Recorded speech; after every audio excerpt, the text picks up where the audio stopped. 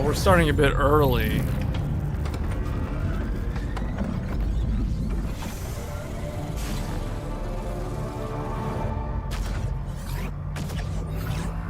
GeForce RTX. What is this? It's going through the matrix. Or so, wait, it's going through some kind of infusion process. Super.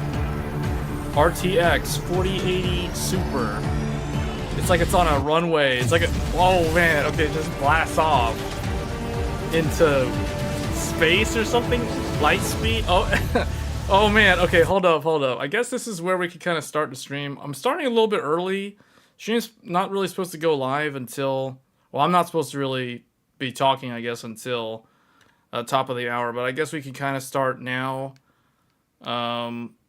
So I think it's no secret now, for those that have been paying attention, this week was CES. There's a lot of technology news to cover.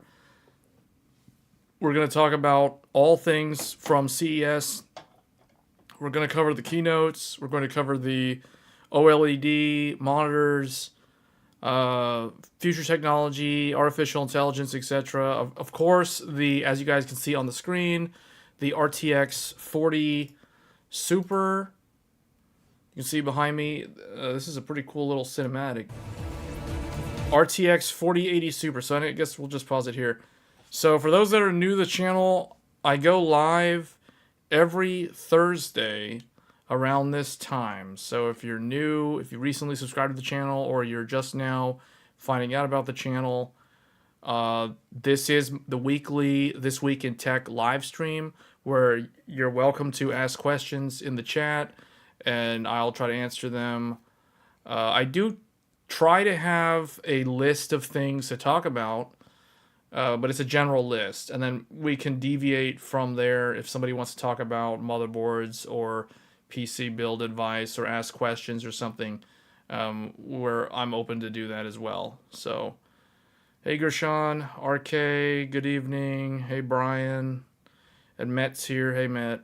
So we've got a lot to talk about, because this is CES. So basically, for those that may or may not know, the beginning of January of every year is CES, the Consumer Electronics Show, which just took place. I think tomorrow is the last day of the show, so they'll be winding down. But you can expect all the larger channels, especially those that attended in person, to have show floor footage from the different booths from companies like Asus, MSI, etc. And then obviously there were the keynotes that happened at the beginning of the week. So the keynote from AMD and Nvidia, I think Intel had one in the evening as well. So we're going to talk about some of that. But if you guys have questions about any of this technology, feel free to ask away in the chat. If you want to do a super chat, if I don't see your question, I'll definitely see it if you do a super chat. But yeah, so let's go ahead and get started. So I guess the first thing, obviously, as you guys can see, RTX 40 Super is for real. It's a thing. If the rumors weren't enough, it looks like this is going to be NVIDIA's cleanup of the, I don't want to say botched launch, but kind of the underwhelming launch, if you will, of the original 40 series that launched last year and at the very tail end of 2022. So the RTX 4080 Super, this one leads the top of the stack here. So this is the front runner with, they claim, the world's fastest G6X at 23 gigabits per second, 4K, they're advertising 4K full ray tracing with this graphics card. So we will definitely have to see if those claims are true. And then 52 shader T-flops, 121 RT T-flops, 836 AI tops. So that's that one. This one also has 16 gigabytes of VRAM. It's funny, they don't tell you how much VRAM, and that's because they didn't really change. And then if we go to the next one here. Okay, this one is the RTX 4070 Super, 36 shader. So this one, they claim faster than an RTX 3090 at a fraction of the power, 20% more cores. faster than a 3090. That's an interesting claim. So the 4070, the original 4070, that one was not as fast as a 3090. It's not faster than the 3090. So what I'm wondering is how well will this card outperform the legendary 1080 Ti? The 1080 Ti, because there's a lot of people out there that still have the 1080 Ti, and they're probably wondering if this will be a worthy upgrade, because this is $600. Now, realistically, I think there's another card that they should be considering besides the 4070 Super. We're about to talk about that in a few minutes. If there's someone who's looking for a successor to the 1080 Ti, the 4080 Super might be a good upgrade, but it's going to be a pricey upgrade. So if we look at another graphics card that I have here, the infamous RTX 3080 Ti. So the 3080 Ti is one that I'm curious to know how the 4070 Super stacks against the 4080 Ti. Because, or did I say 4080 Ti? The 3080 Ti, excuse me. So the 3080 Ti is a card that was never really that popular.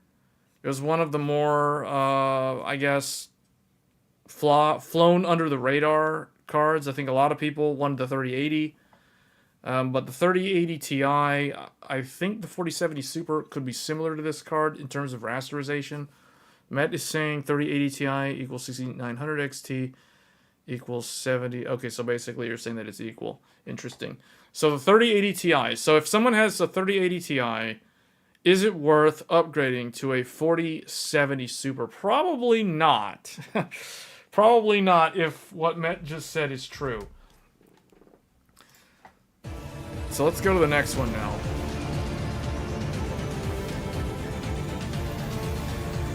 Okay, this one, I can't help but admire the fact that this one doesn't have a proper animated reference design because there is no Founders Edition for the 4070 Ti Super. So this one, unfortunately, I think this is kind of a missed opportunity by NVIDIA, because I think if they made a Founders Edition 4070 Ti Super, that's a hilariously long name for a graphics card, but I think this one is actually going to be the most popular out of the three. This one has 16 gigabytes of VRAM, 256-bit bus, so that already makes it sound on paper like it's a more balanced graphics card. And then 1440p, because those specs are kind of like the 4080, and they're also kind of like the 6900 XT. 1440p, they're advertising this one as 1440p, 144 hertz, 2.5x faster than RTX 3070 Ti.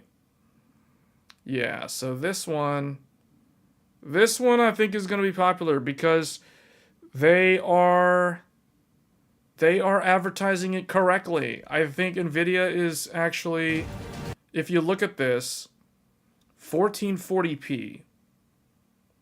They're setting the correct expectations for this graphics card by saying it's a 1440p 144 hertz and it's 16 gigabytes and it's 256-bit.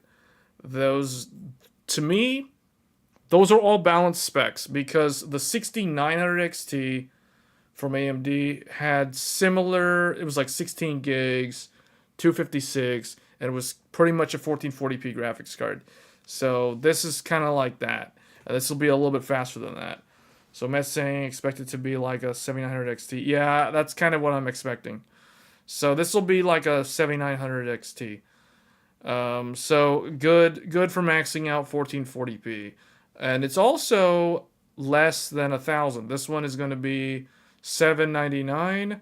So, you know, that is only, if you go by MSRP, that is only, what, 50. I think this was like 749 typically. The 1080 Ti back in the day, it was like $700. It was like $699. Average AIB card was around $750. So to $800. So I feel like the best successor to the 1080 Ti is probably going to be the 4070 Ti Super, because I feel like it gives you a bump in memory. It gives you much better rasterization. Obviously, it gives you better ray tracing. It gives you basically all of the above. Because I feel like most people that purchased a 1080 Ti back in the day, they probably paired it up with a 1440p monitor, and they're probably still on that 1440p monitor. So this would be a nice drop-in upgrade to basically maintain 1440p at better graphic settings. So yeah, I think this is the one that probably should have been given a Founders Edition reference design, but unfortunately it's just a rectangle just flying through space alongside the other two. I like that.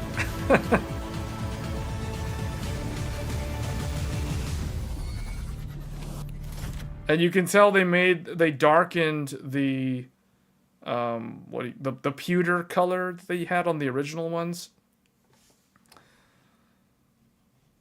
So that'll be interesting to see when these start launching. I think the 4070. One thing I will criticize NVIDIA though is I really believe that they should have not used the 12-volt high power connector for the 4070 Super. I think that was a mistake. I think they should have gone with an 8-pin, or maybe an 8-pin plus a 6-pin, or 2 8-pins or something. Like I think the only time you should use this connector is if you require 3 or 4 8-pins. If your card is only going to require 2 8-pins at most, you should not put this connector here, because there's already a lot of controversy around this connector. We don't need to add more to this mid-range. So I think that's another thing that they did wrong. I wouldn't have done it that way, but oh well. This GPU is the best NVIDIA GPU this generation since 4090 released, since it will have better RT than yeah, I agree. I do think the 4070 Ti Super is the best one. It's funny because the 4070 Ti, the original one, was so bad, and now it's like the 4070 Ti, that class of product, went from being one of the worst NVIDIA cards to now probably being one of the best NVIDIA cards for this, or one of the best 40 series cards. So it almost makes me want to do like a tier list for the 40 series, but that won't be a very long tier list. But yeah, I think that's going to be it for the Super. Alleged NVIDIA GPU slide shows performance uplifts in value versus non-Super. So we've got some preliminary results here. Alleged NVIDIA 40 Super GPU performance for 4K 2K. I'm not sure why it says 4K 2K. I guess they averaged the 4K and the 2K results, and this is what they came up with.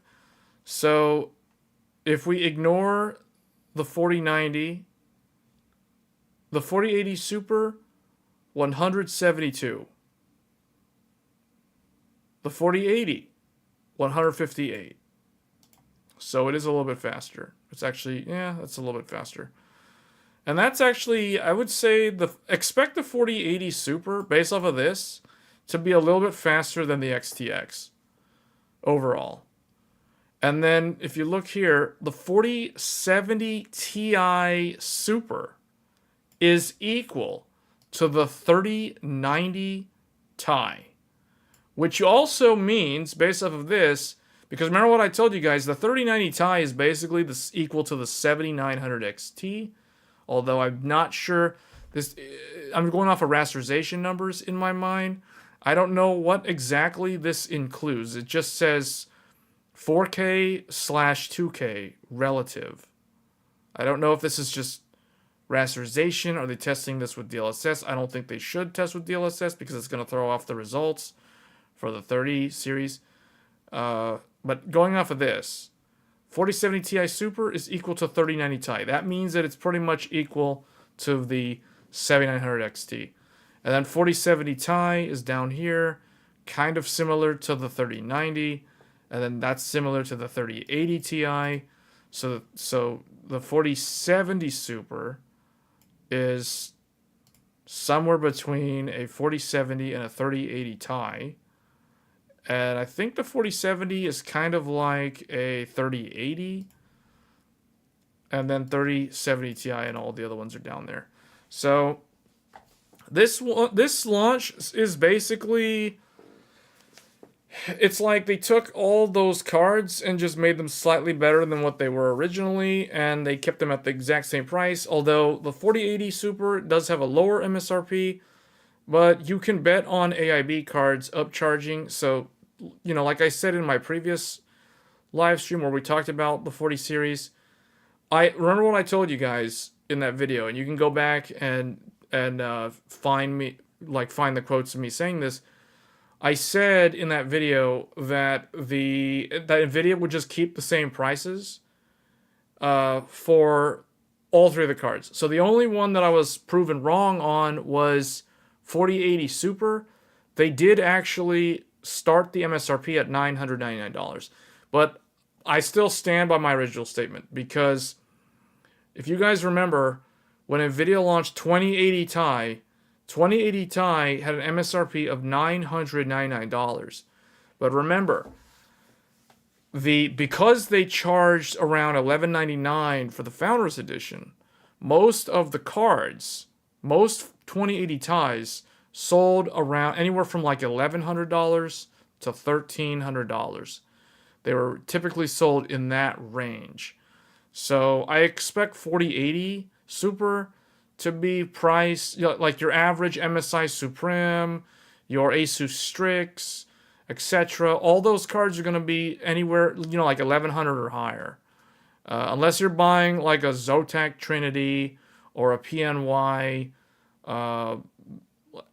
XLR or whatever, some basic one like that, those might be closer to $1,000, but they're probably going to be like 1,050, 1,070, you know, something like that if I had to guess. So I still stand by my original statement. And then if we look at the other ones, 4070 Ti Super, I said it would take the same MSRP as the 4070 Ti, and that's exactly what ended up happening. And then if we look at the 4070 Super, I said that it would be $600, and lo and behold, it's $600. So I was not expecting 4070 to still exist, so that one is interesting. That one is now $549. I don't know if that's gonna actually matter, because it's like, going off of these numbers, the 4070 Super is 10% faster, and the difference is like $50. So if it was me, I'd probably just get the 4070 Super over the 4070. So at this point, the 4070 is basically irrelevant. So they might as well just discontinue it, just like they discontinue the other two, because I don't really see the reason for having the 4070 around when you have 4060 Ti. I really wish that they would have named the 4080 Super the 4080 Ti, because the 4080 Super, if I am not mistaken, the 4080 Super is the fully unlocked Ada 103 die. Therefore, it should be named the 4080 Ti, because I think the 4080, like the 1080 Ti was the fully unlocked, the 2080 Ti was the fully unlocked, if I'm not mistaken, unless the Titan was the fully unlocked. Anyway, I might be wrong on those statements, but I don't like the Super name for the 4080. I think they could have named it the 4080 Ti. They would have been fine. But I think they had to do Super because they had too many like cut down SKUs, and they're now trying to build more fully unlocked SKUs, and they kind of pushed themselves into a corner because they named the 4070 Ti what it is. So they had to come up with another name, and they're like, let's just do the Super series again. So As much as I don't like the Super branding, I understand why they did it. So that's going to be that. So are there any questions or any comments on RTX Super series? Next week we're going to be getting 4070 Super. That one I think is on Wednesday.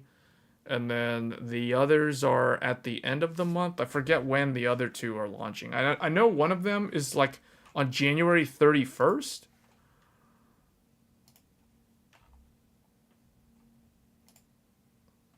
So 4080 Super is January 31st.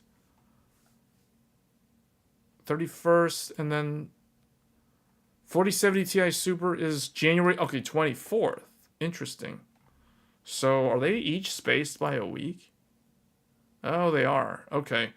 So for the next 3 weeks, every week, NVIDIA is launching a super graphics card.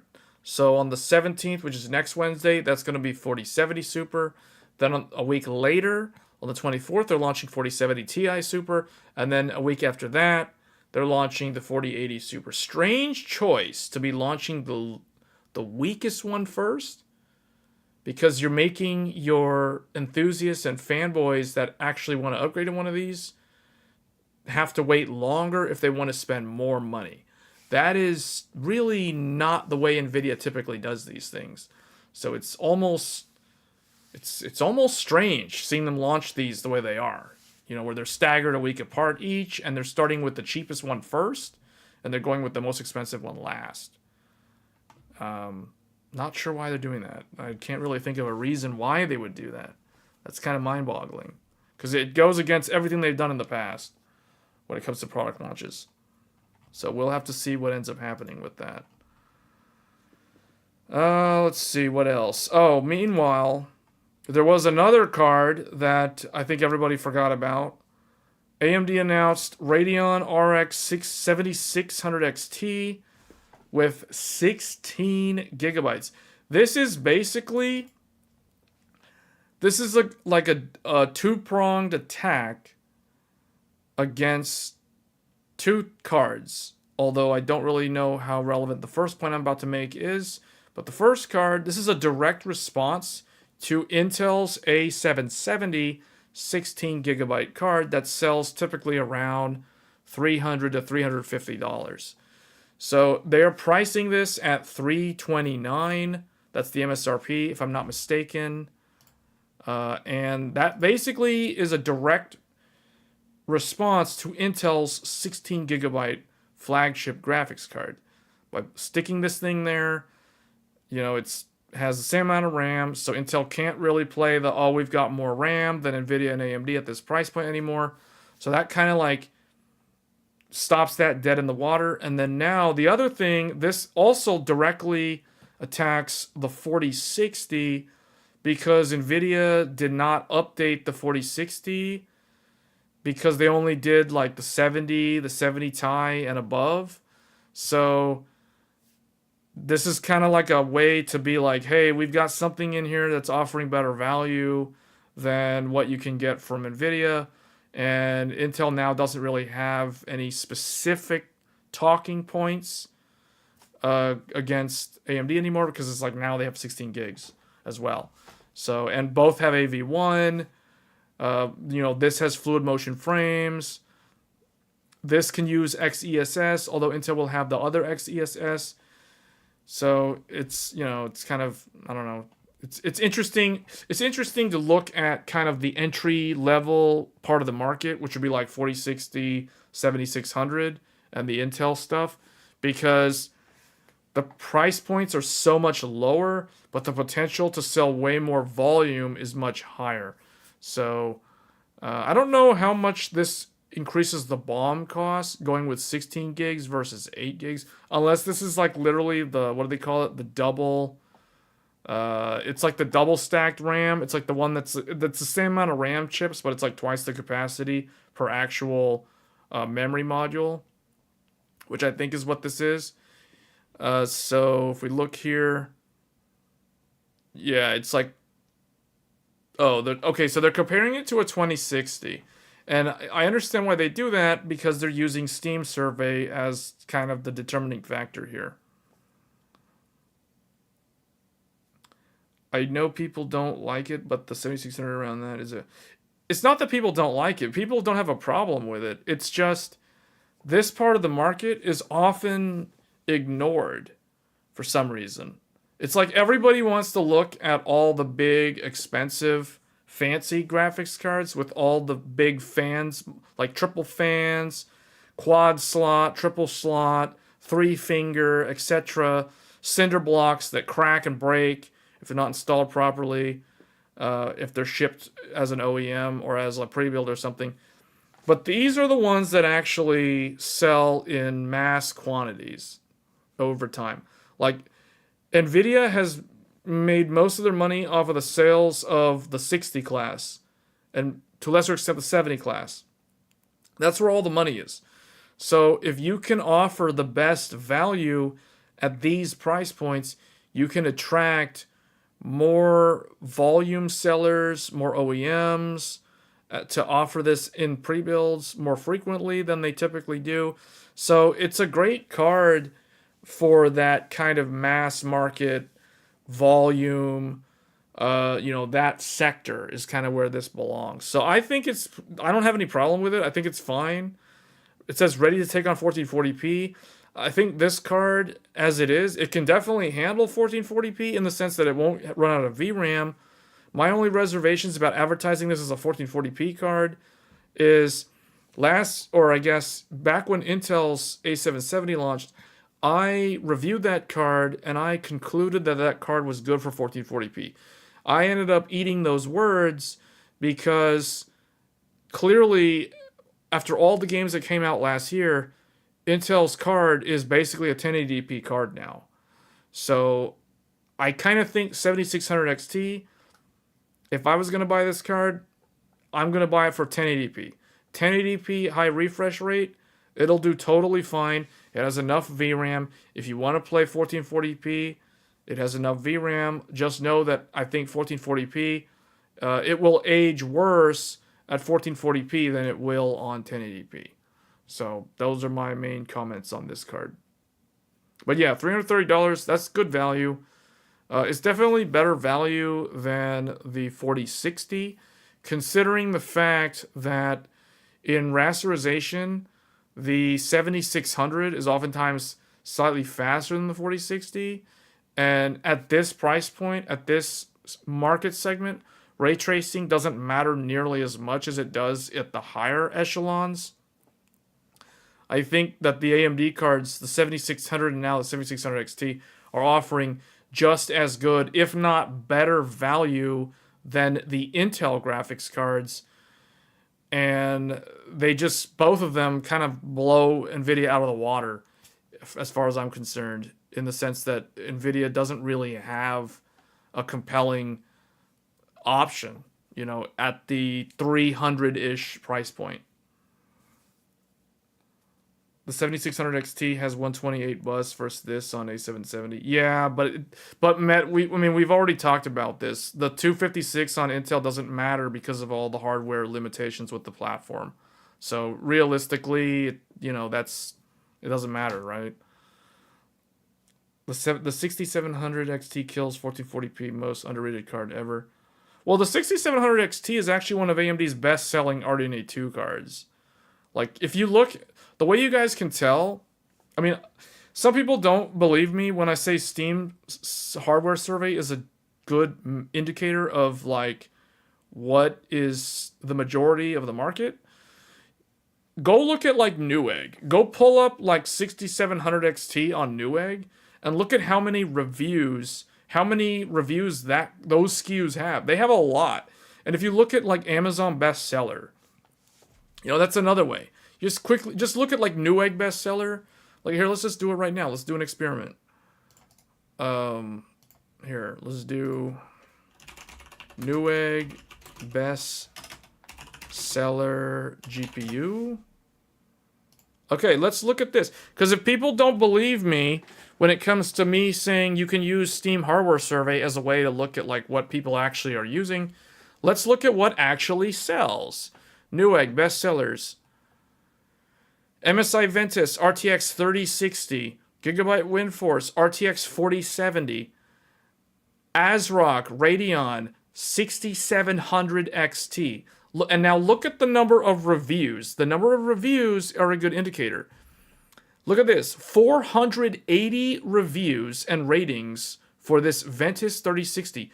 348 reviews and ratings for this 6700 XT. Here's another one. Radeon RX 6600, 341 reviews. Zotac 4070, 25 reviews. Ventus 4070, Ventus 4080. Remember all those people saying that the 4080 is not selling well compared to the XTX? I don't know about that. It's on the bestsellers list. Ventus 4080. I know it's a trash 4080, because who would buy a Ventus 4080? But anyway. Sapphire Pulse 6700 XT. There's another 6700 XT. So we've already got like two 6700 XTs. Oh, that one's now out of stock. ASRock Radeon 6800 XT. Sapphire Nitro 7900 XTX. So see, like that one, that one's a lot, okay? And that one actually does beat the 4080 in terms of number of reviews. This one's at 119. This is at 58. But that's because we're comparing like one of the best XTX cards to one of the worst 4080 cards. All right, then Gigabyte 7800 XT. Okay, 7800 XT. MSI Supreme RTX 4090 liquid cooled. Reference 7800 XT. Sapphire Pulse 7900 XTX. So you guys can see the list goes on and on. So this is just page 1. But you can see that it's kind of back and forth between Radeon and GeForce. It's not like it's all one-sided. You can see the number one bestseller is the 3060 of all things. So there's enough people getting duped into buying that. That's hilarious. I don't know. Whatever. It's the bestseller. 3060 in 2024. Okay, and then 4070s are selling, like I originally thought. Because every time I go to Micro Center, there's always somebody buying a 4070. Because I can see it in the cage at the checkout.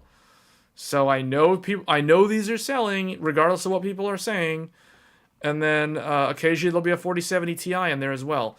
So it's funny how NVIDIA has now refreshed the lineup, and I think that's just going to make these sell even more quantities at the same market segment.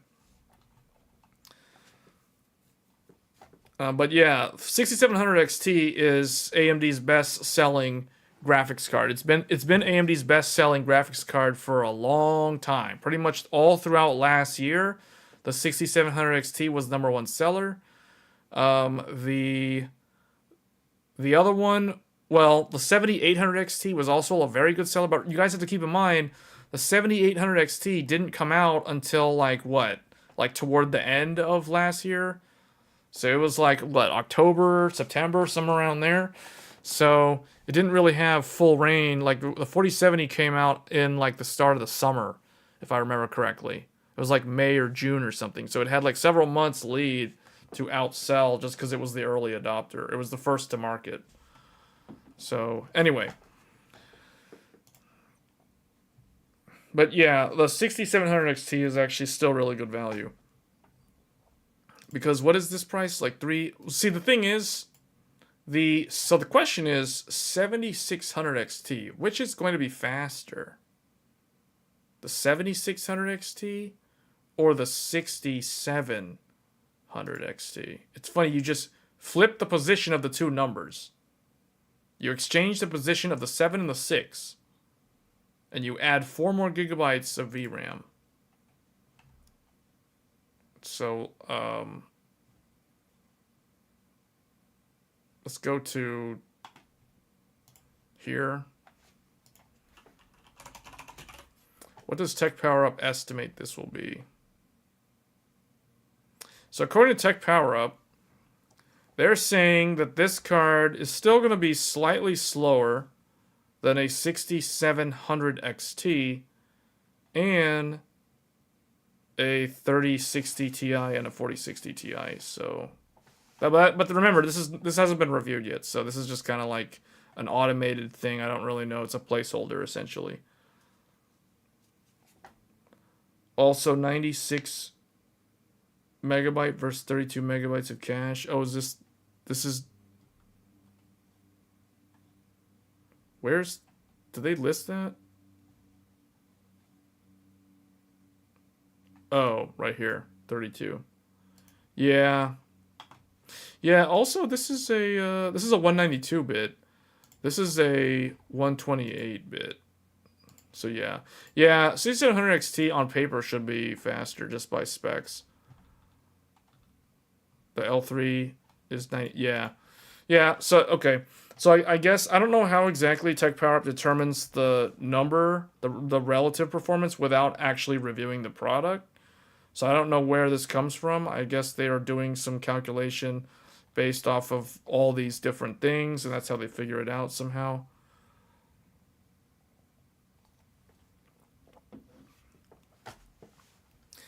Yeah, so it's still slightly slower.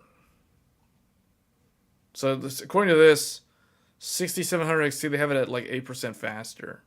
So, yeah, where is Intel's card? Oh, Intel's card is down here. Intel's card is slower. Oh, that's right. Okay, because Intel's card is actually slower than the 7600. I remember when I reviewed it, that's what I concluded as well. Yeah. So clearly there's something wrong. But see, like bus width doesn't necessarily mean everything, because even the mighty 1080 Ti with its 352-bit bus is like, what's the clock speed on this thing? Like 1500. This thing clocks to oh, okay, that's clock speed difference, but yeah. Okay. Yeah, I like the look of this reference card too, man. I really like RDNA 2's reference design.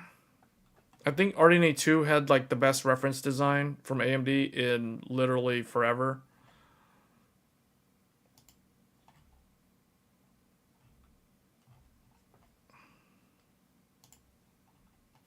Okay.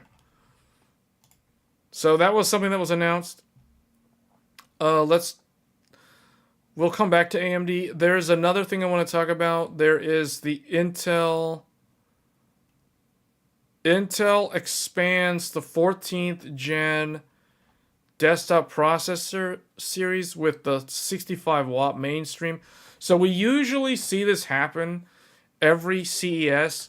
So last year at CES, AMD introduced the 65 watt Zen 4 CPU. So if you guys remember, the Ryzen 9 7900, the Ryzen 7 7700, and the Ryzen 5 7600, all three of them include box coolers in the box, and all three of them were 65 watt. And I think Intel did the same thing with 13th generation. At least I think they did, although I don't remember those SKUs. I know there was a there was a i9 13900 non-K that came with a box cooler. I don't remember the others, but I'm pretty sure they existed. But now they're doing the same thing.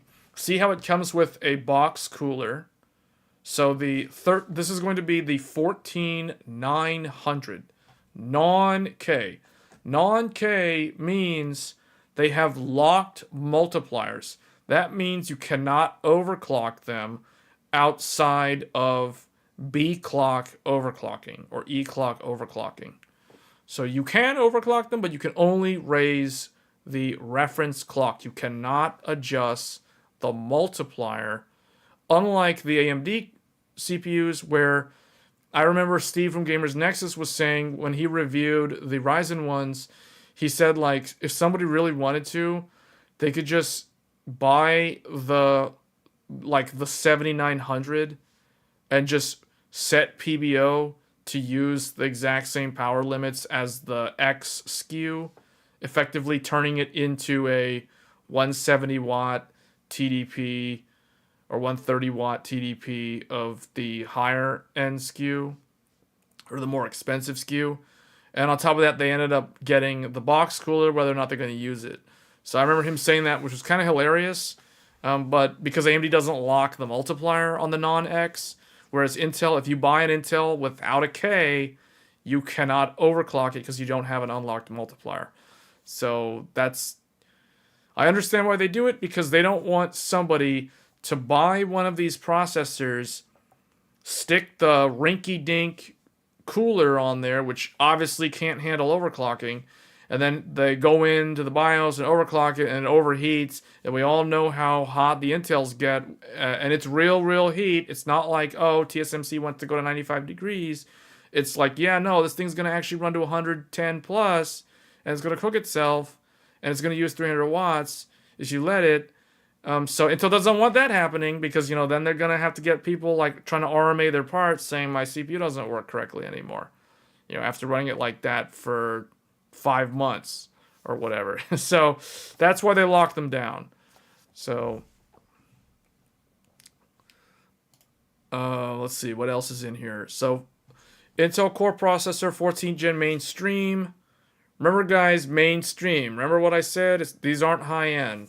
14 gen is not high end, just like Ryzen 9 and the other Ryzens are not high end. These are mainstream desktop, maximizing real world performance, powerful features and flexibility, a leap in creator performance, increased E-cores. Wait, there's more E-cores? It says increased E-cores, threads and cache for Core i7. Oh, they're just talking about the i7. Okay, yeah, we know that. Delivering next level performance. Intel 7 process technology, up to 24 cores. They don't distinguish if they're real or fake. More E-cores, because that's exactly what everybody wants. They want more E-cores. 2-channel support for DDR5 and DDR4. That is good. I like that they're backwards compatible DDR4. That is a brilliant choice. Support for PCI Gen 5 and Gen 4. Okay, I don't think we need to mention Gen 4, but that's kind of understood. That's implied that if you support Gen 5, then you should also support the older generation. Intel 600 and 700, okay, so the chipset doesn't change. Discrete Intel Wi-Fi 7. Integrated USB 3.2. Yeah, we're starting to notice Wi-Fi 7 more and more. If you guys remember, when I did my Threadripper build, my Threadripper motherboard includes Wi-Fi 7. So that's the first motherboard that I've ever owned that has Wi-Fi 7. Now, the reality is, even if you have Wi-Fi 7 on your motherboard or on your laptop, if you actually want to benefit from Wi-Fi 7 speeds, you have to have a router that actually transmits the SSID at Wi-Fi 7. Otherwise, it doesn't matter, right? It's always going to run at the lowest common denominator. So if your router is only like Wi-Fi 5, for example, and you buy a platform that supports Wi-Fi 7, don't be surprised when you're not getting the advertised Wi-Fi 7 speed because your router is only Wi-Fi 5. So just wanted to point that out, because sometimes people don't read the fine print. Mainstream experience, Intel Core desktop delivers next level content creation. So they're comparing this to... Okay, I like that Intel is comparing the 65 watt TDP. Now, are these all 65 watt TDP? What is the TDP of these? Because they're comparing to a 65... Okay, good. They're all 65 watt right here. So they're showing an AMD 65 watt in red. Then they have a 14th gen i7 14700 in the middle. And then they have an i9 14900 on the right side. So you can see how they scale with content creation. So this is where the E-cores prove their value, because in in static serial workloads where it's just a bunch of multi-thread all running the same thing, like for example rendering a video, the E-cores do help because the more threads in general the better.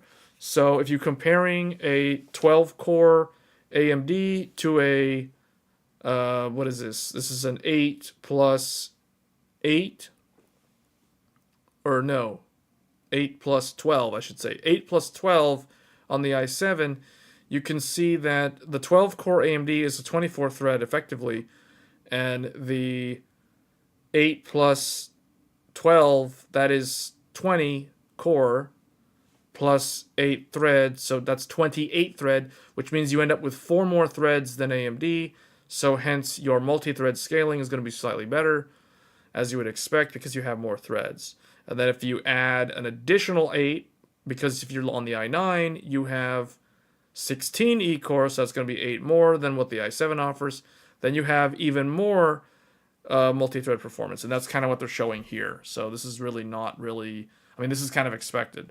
Although they do have some kind of weird negative scaling on UL Procyon, Procon, I don't know how to say that, Procyon Office, made by UL. For those that don't know, UL is the software company that develops 3D Mark benchmarks. So that one on the far left there, it looks like they're holding the Ryzen processor as the baseline, and for some reason the i7 is underperforming in that one. In that one only, though. I don't know why. And then for all around and mainstream, they didn't show the AMD for some reason. I don't know. Are they showing like integrated graphics, or what is this? I don't know what this entails, but it's like they're showing gaming and then all around, but they're only showing the Intel stuff on this one. But that's fine.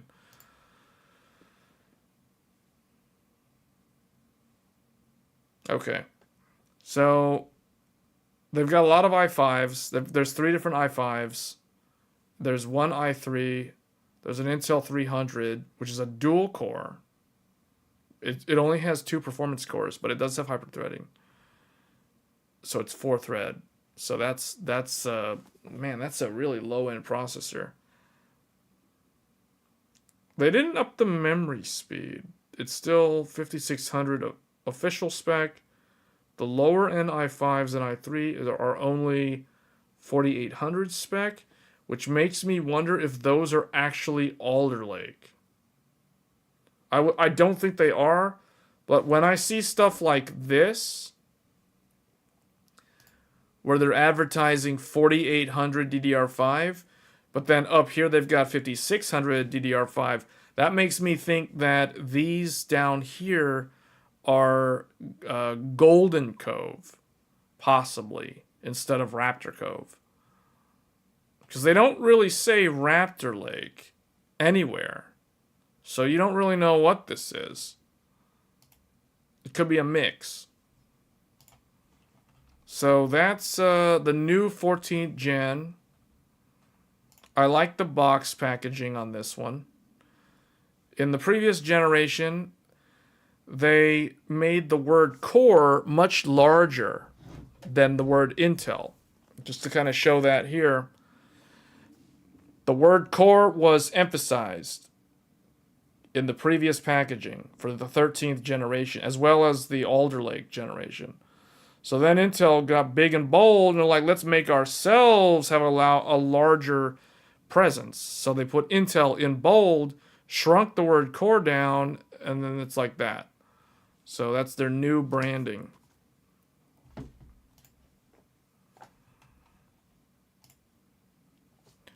Okay. Real quick, Tech Power Up has a review sample of the RTX 4070 Super. This is the box that it comes in. This is the official packaging that you would get from a retail unit. I think that they blacked out too much. It's like they darkened everything, including what's on the box. So it's so hard to read. I can barely see the NVIDIA logo, but it is there. There's the NVIDIA logo. And then RTX 4070 Super. It's like so dark. It's so hard to read. I think, and then you can see the outline of the GPU right here. So I think they didn't need to do that. Yeah, see, they blacked out the pewter color. So just to kind of do a comparison here, so this is the 3080 Ti.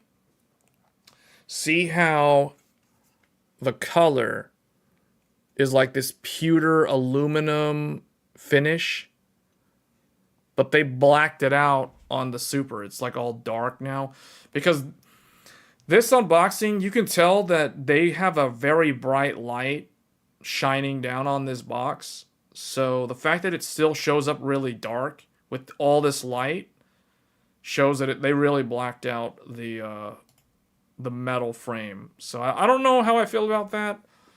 I kind of like the contrast color on the older design.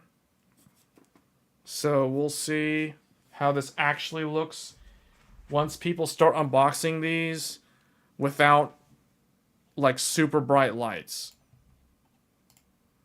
There's the adapter. It's a dual 8-pin to the 12-volt high power. Okay, here's a better picture. So it's essentially the same cooler found on the 4070, except like I said, they blacked out the, it's like an anodized finish now. It's all dark. One thing that is very disappointing on the 4070, the logo doesn't light up.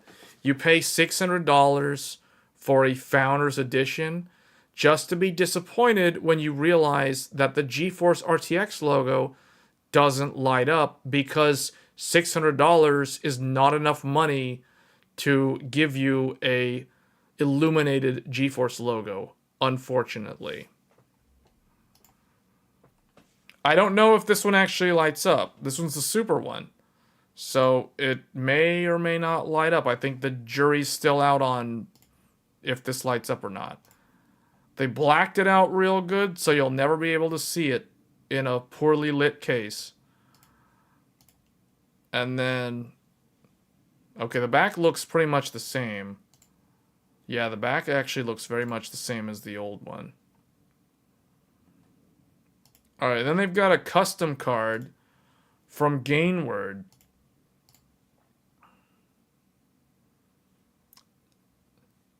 This doesn't look that bad, surprisingly. This looks okay. Then they have a PNY. It's called Velocity, or is it just PNY? I don't know. That one looks kind of bland. Here's the back. Everybody's doing flow through with these like really small PCBs, but they insist on using this connector. I don't know why all the AIBs just copy NVIDIA with this stupid connector, which is so unnecessary for a 4070 Super. Just like it was so unnecessary for a 4070. Because these cards that don't use that much power, why would you complicate having to use the adapter and the controversial 12-volt high power plug when you could just have easily put an 8-pin on here, or just dual 8-pin if you wanted to just be lazy and just put two 8-pins?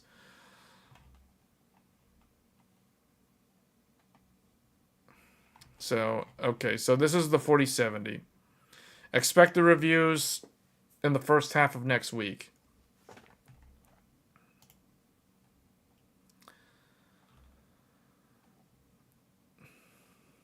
What else? Oh, let's just cover one. There's one more thing on Intel. Okay, yeah. Intel's mobile processors are, I think at this point everybody knows that these are Meteor Lake. Although the U segment for mobile is getting a Raptor Lake refresh as well. But they're going to be branded as Core Series 1. And if we look at the naming, these are the Raptor Lake refresh in mobile.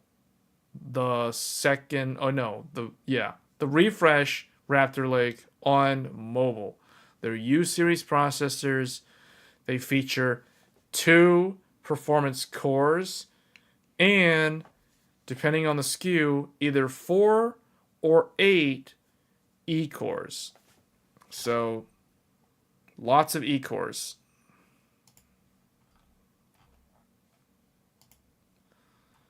All right, and then the last major like processor. Oh wait, hold on. There's another one.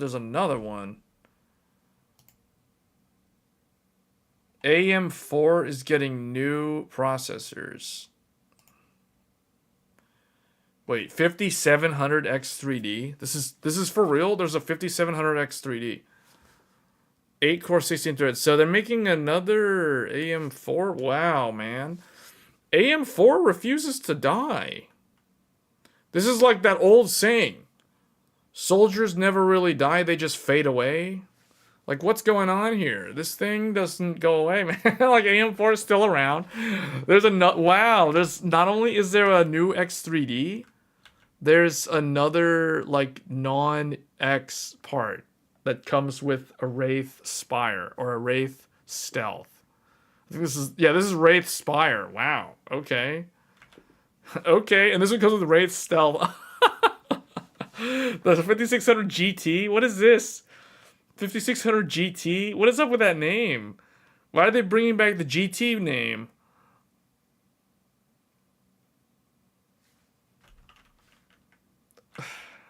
What's the... Oh, 65 watt? With a Wraith Stealth? 65 watt with a Wraith Spire? 4 new SKUs. 4 new SKUs for AM4. Available at the very end of January. Man, that's crazy. I wasn't expecting to see this.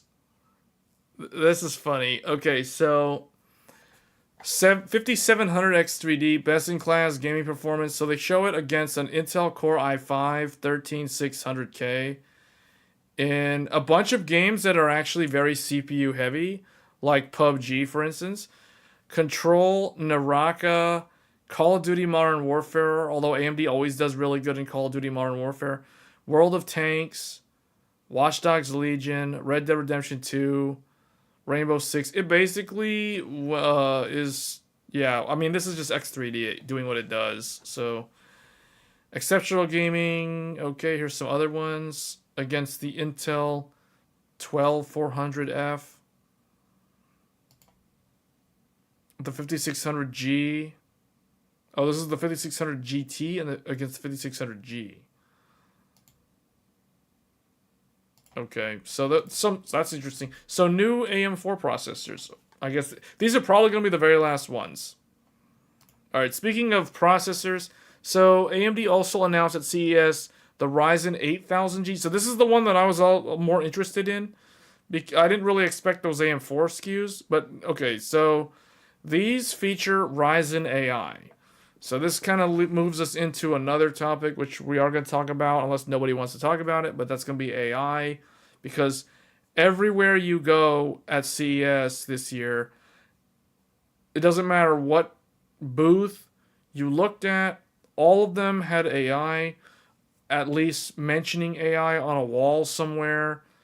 But I don't know. I feel like it's kind of gimmicky, this NPU stuff, because a GPU, like a discrete GPU running the exact same AI algorithms, is still going to run faster than what the NPU is able to do. So it just...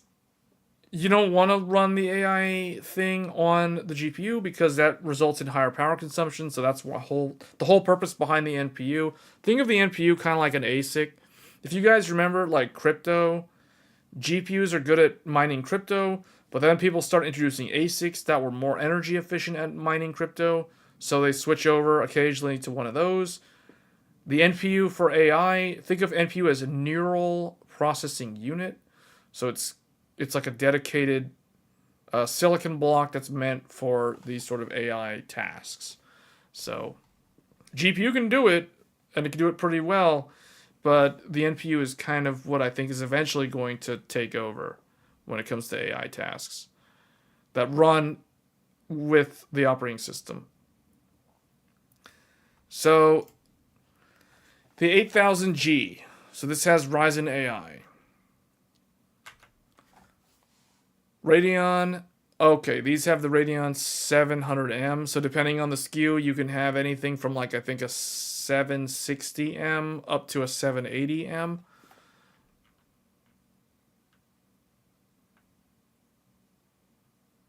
And they're touting some pretty impressive numbers here for full 1080p. This is full 1080p native, and you're able to run Borderlands 3 at 91 frames per second.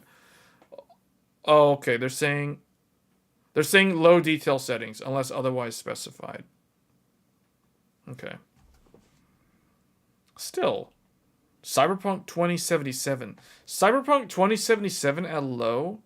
This thing can run Cyberpunk at 63 frames per second on low at native 1080p. That's pretty impressive. XDNA, Zen 4, RDNA 3.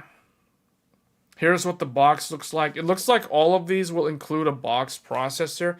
All of these are 65 watts, so they're very energy efficient. They could almost be mobile processors if they were downclocked further, down to like 45 watt TDP. Then they could be like high-end gaming laptop processors with really good integrated graphics. So it looks like only the Ryzen 7 has the 78 or the 780M. The others, it looks like the Ryzen 5 gets the 760M, and then the other two down here, the Ryzen 5 and the Ryzen 3. I haven't seen a Ryzen 3 SKU in a long time. Those have the 740M.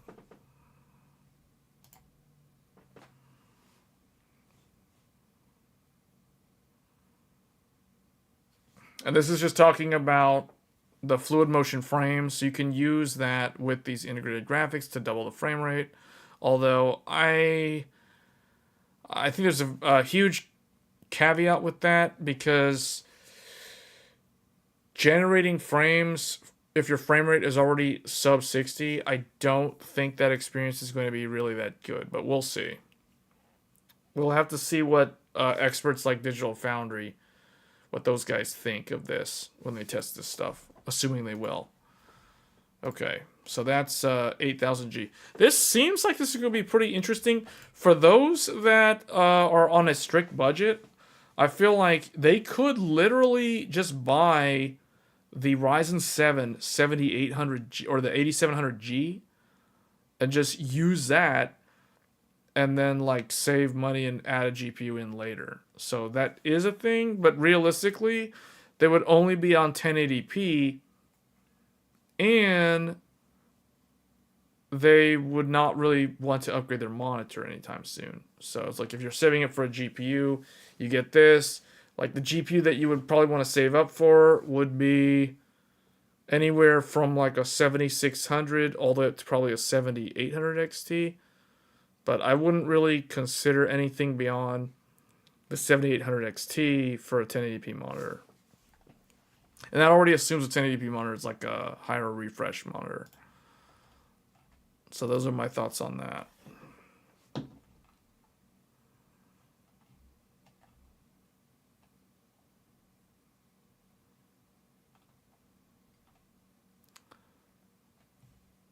Okay, I think those were the main things that I wanted to talk about. There were some pretty cool things. Asus showed off a really good case that I'm very interested in whenever that comes out. I forgot what it was called. It was like a Asus. I watched the video of Paul from Paul's Hardware when he interviewed JJ. It was basically JJ talking for like 40 minutes or something, going over like all these Asus products. And there was a really cool case that he showed off toward the end of that video. I might actually put that video up here later. So let's talk about battlemage. So battlemage is supposed to be released this year. And I think, if I remember correctly, Tom Peterson said in an interview that the work for battlemage is already done. So that means that as we speak right now, it's probably already taped out. and they probably already have kind of like the first part of silicon. So they are able to, they pretty much have, at this point, they've locked in the ballpark performance where this card will go in terms of what it's competitive against. So you can see here on their roadmap, 2023, 2024 is the battlemage window. So that means sometime this year, battlemage should launch. And then Celestial is 2024 plus. So that means that they're going to work on Celestial, or they're already starting work on Celestial. And it will probably launch sometime within the next 2 years.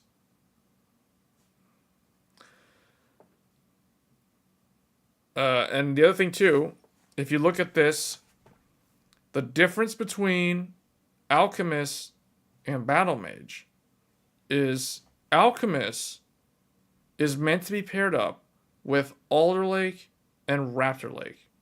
So that means 12th gen and 13th gen and 14th gen. Battlemage is meant to be paired up with Meteor Lake and Arrow Lake. So just to give you guys an idea, that implies that when Battlemage launches, the CPU platform, the corresponding ideal CPU platform that Intel intends to pair Battlemage with, is going to be Meteor Lake or newer. Most likely, Arrow Lake will be the desktop platform that Battlemage is intended to be paired with.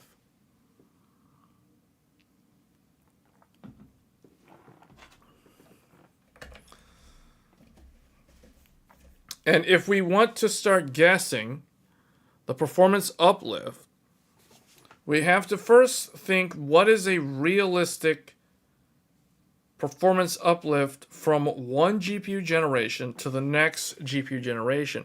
Well, now typically it's in the realm of 40 to 60%.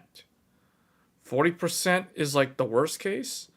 60% is the best case. And anything beyond 60% means you exceed your goal. And anything that's within that 40 to 60 means you're just within the goal. You hit your goal. So if we use Tech PowerUp, I know Tech PowerUp is not the be-all, end-all, but it's a very convenient website for trying to estimate the performance uplift. Also going from that, yes, but the node shrink is included in that 40 to 60% uplift. For example, if we look at the RTX 2080, and now we look at RTX 3080. RTX 3080 was about 60% faster. The RTX 3080 is 60% on average faster than a 2080. So that means, well, okay, going off of Tech PowerUp, 63%. So that means NVIDIA met or slightly exceeded the goal for the 30 series, for this specific SKU, from this one to the next. Now, if we look at from 3080 to 4080, 49%. So about 50%. That means the 4080 is about 50% faster than the 3080. That means NVIDIA met their goal for a generational performance uplift. Let's look at AMD for a second. So 6900 XT, if we look at 7900 XTX, we're about 47%. So you can round that up to about 50%. So again, just like from 2080, or just like from 3080 to 4080, AMD from 6900 XT to the XTX, again, they met that goal. It's about 50% uplift from the one generation to the next. So, like I said, you can expect anywhere from 40 to 60%. If we look at the 2080 Ti, or no, you know what? Let's look at the 1080 Ti. I think the 1080 Ti should be very interesting if I can find it. It's not on here. There's too many GPUs, so I have to search for it. Okay, GTX 1080 Ti. And if we compare to the 2080 Ti, 2080 Ti, 31%, which means the 2080 Ti is below expectations. Because what did I say? Typically, you can expect anywhere from 40 to 60% performance uplift. But in this case, the 2080 Ti was only about 30% faster than the 1080 Ti. This is one of the reasons why the 2080 Ti was so underwhelming and so relatively, it received a relatively lukewarm reception at launch, because not only was it like really expensive, it was only 30% faster than a 1080 Ti. That's the reason why that one was largely underperforming, and that's the reason why NVIDIA's 20 series is considered one of the weakest product launches in the company's history. It was so underwhelming. They tried to upsell you on the idea of ray tracing, but it didn't really catch on. There was just a lot of resistance to it. They tried to use ray tracing as the selling point because they knew that they put all their effort into ray tracing, so their rasterization uplift was not nearly as what it was in previous generations. So now let's look at Intel Arc. Because we can now, knowing what we know, knowing based off of what I said, we can now make very good, educated, logical predictions for how much faster battlemage is than the A770. So we can not, basically by doing this exercise, I'm setting it up so that I don't create unrealistic goals or unrealistic expectations in my mind for how the battlemage GPU should perform. That way we can know ahead of time how good we can expect battlemage to be and accept it at that performance tier. Now, if battlemage does better than what I'm about to show you, that means Intel exceeded their goals and they exceeded the public's proper, rational expectations.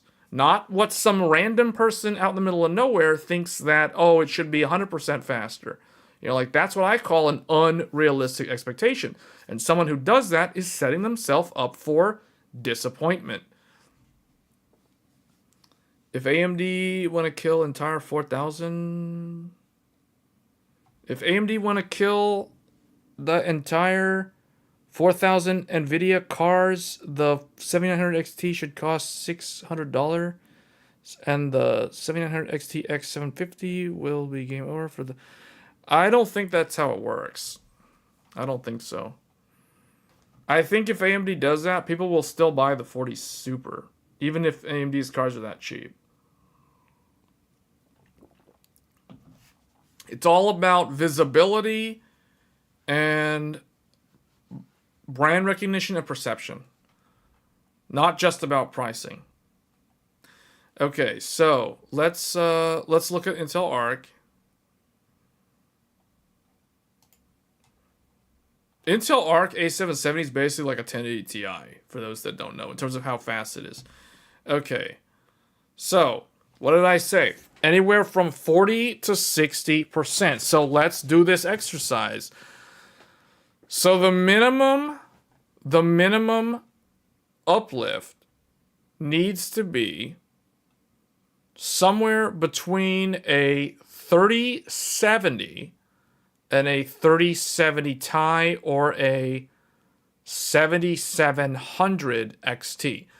If battlemage is 45 to 50% faster, that would mean that it would be around a 7700 XT or a PlayStation 5 Pro, which is coming out later this year.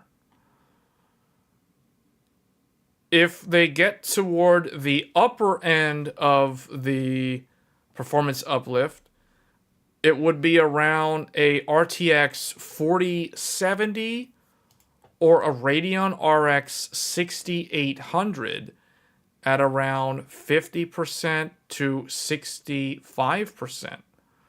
So if Intel is able to get to the performance tier of an RTX 3080, they will be 76% faster than their previous generation, which means that will be considered a victory for them because it means that they will have exceeded kind of that regular 40 to 60% uplift, which we typically observe with each generational launch.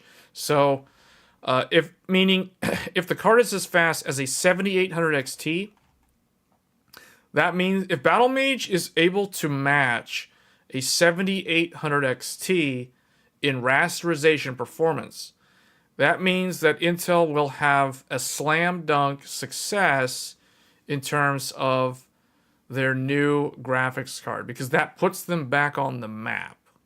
That makes them competitive with the 7800 XT and the 4070 Super.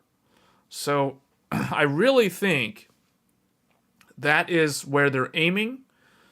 But realistically, I think what I expect to see is a graphics card that is somewhere between a 7700 XT and a 7800 XT. I don't think battlemage will be as fast as a 7800 XT in terms of pure rasterization. I think it'll be closer. It'll probably be a little bit faster than a 7700 XT, but slower than a 7800 XT. So basically what I'm saying, I expect battlemage to be about the same as a GeForce RTX 4070. That's where I think it will land, which means it will be about 65% faster than the A770. And like I said earlier, that's technically exceeding a goal in terms of generational uplift. So I think 4070 is kind of their target, and I hope they can get there. So you heard it here first. I'm making the prediction that Intel's flagship battlemage GPU coming out later this year will be as fast as an RTX 4070. That will put them back on the map. We don't know what RDNA 4 is going to do, but we already know what NVIDIA is going to do because they're launching Super Series. So Super Series is pretty much silencing Intel before they can even make their move. It's basically what Super Series is NVIDIA correcting the lukewarm response that they got with the 40 series last year by reinvigorating it with Super.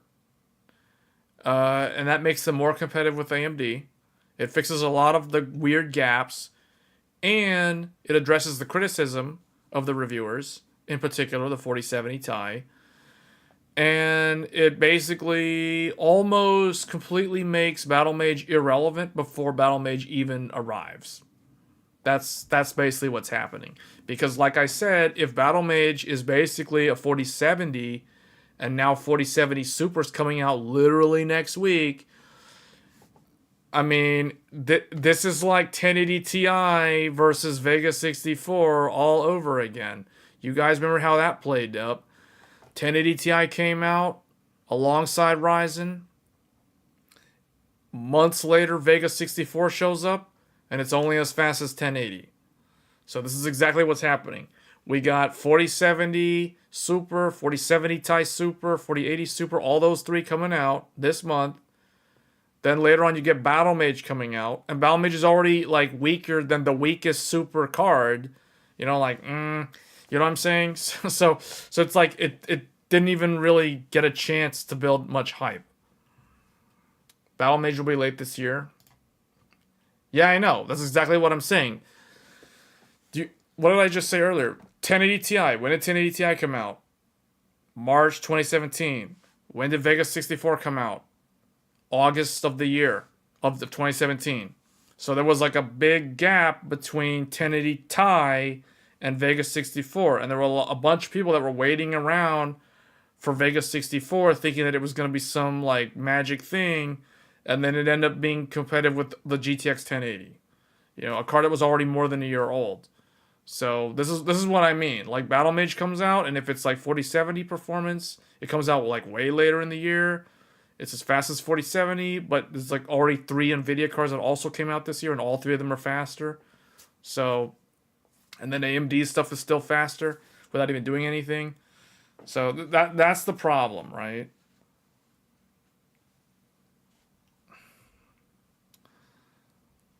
That's the problem. It's a perpetual problem that Intel's kind of stuck. It's just stuck in this weird mess where it's like, what is the word? It's like stuck in the land of irrelevance. It's like so irrelevant. I mean, and that's the reality. Because AMD's cards are barely trying to maintain relevancy at this point, right? Because, like, think about how everybody likes to talk about how NVIDIA has DLSS and better ray tracing performance. You know, like those 2 talking points alone, even if AMD at the same price point gives you more VRAM, nobody seems to care because they always talk about like DLSS and ray tracing for some reason. So,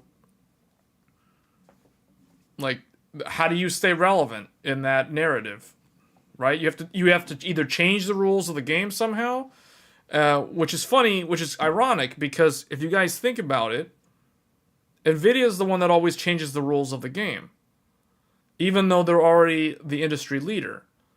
Like NVIDIA changed the name of the game with the whole ray tracing thing back in 2018, right? Because the 2080 Ti was only 30% faster than a 1080 Ti. How did they get someone to buy? How did they convince someone who's on a 1080 Ti to purchase a 2080 Ti? Well, they have to. It's only 30% faster, and it's like $1,200. How do you convince them to make the jump? You have to sell them on this promise of something new. And back in the day, it was ray tracing. Even if that meant that the 2080 Ti could only run Battlefield 4 or Battlefield 1 with RT on at like 35 frames per second at 1080p resolution. So, you sold the GTX 1080 to get the Vega? The hype was real? Yeah, so you basically ended up with like nothing different. Well, it's funny because Vega's compute is actually really good. Like Vega's way better at mining crypto than the 1080 could ever be. So I mean, if you did crypto mining, I mean there was that. Exactly the same FPS.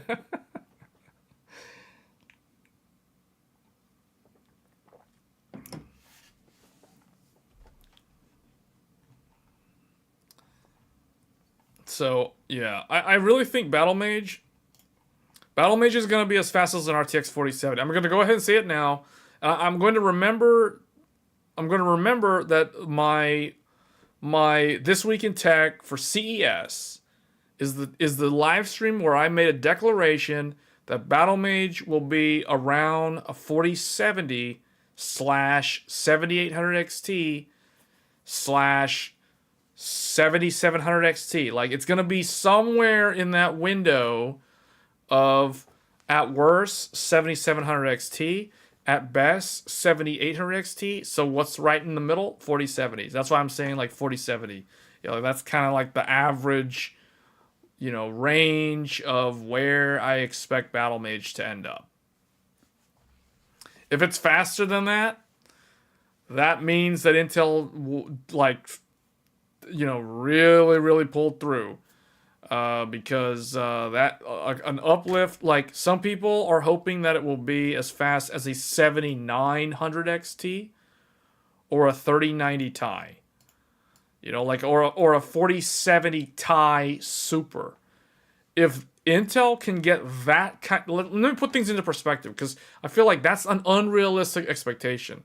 Because what I can see happening is people start making all these rumors that battlemage is going to be like a 7900 XT or a 3090 Ti or a 4070 Ti Super, and then everyone's going to like have this idea in their mind that it needs to be that much faster.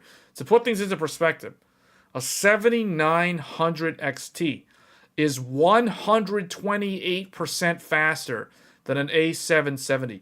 Now, do you really think that from Alchemist to Battlemage, they can get 130% uplift in performance from one generation? That's like 2, maybe even 3 generational uplifts. Do you think they can really get that kind of jump in just one generation? I highly doubt it. Unless they're building some completely different die, which is going to be like a 384-bit bus, which is essentially going to be a completely different market segment than what this ever was planned to be.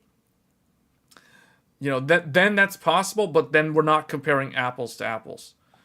That's like saying that's essentially like comparing a 3080 to more like a 3070 to like a 4090 in terms of the uplift. So that's why that's not a realistic expectation to have. So realistic expectation is what I just said earlier. 4070 is kind of the target. For the same kind of bus width, same kind of memory size, etc. Just new architecture. Yes, because it's now a Battlemage, they're OP. Oh yeah. You don't really mess with battle mages, I guess. Because we have a lot of experience with battle mages. Frey from Forspoken, the dude from Immortals of Avium, all the wizards in Hogwarts Legacy, the sorcerer and the wizards from Baldur's Gate 3. Yeah, I know all about battle mages, let me tell you.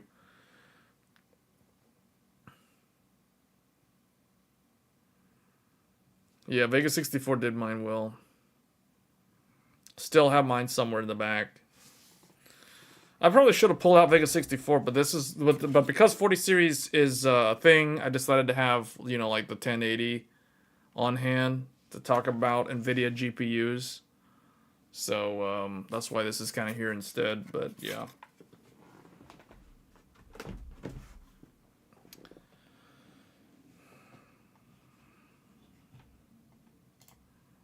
All right, what else do we need to talk about here?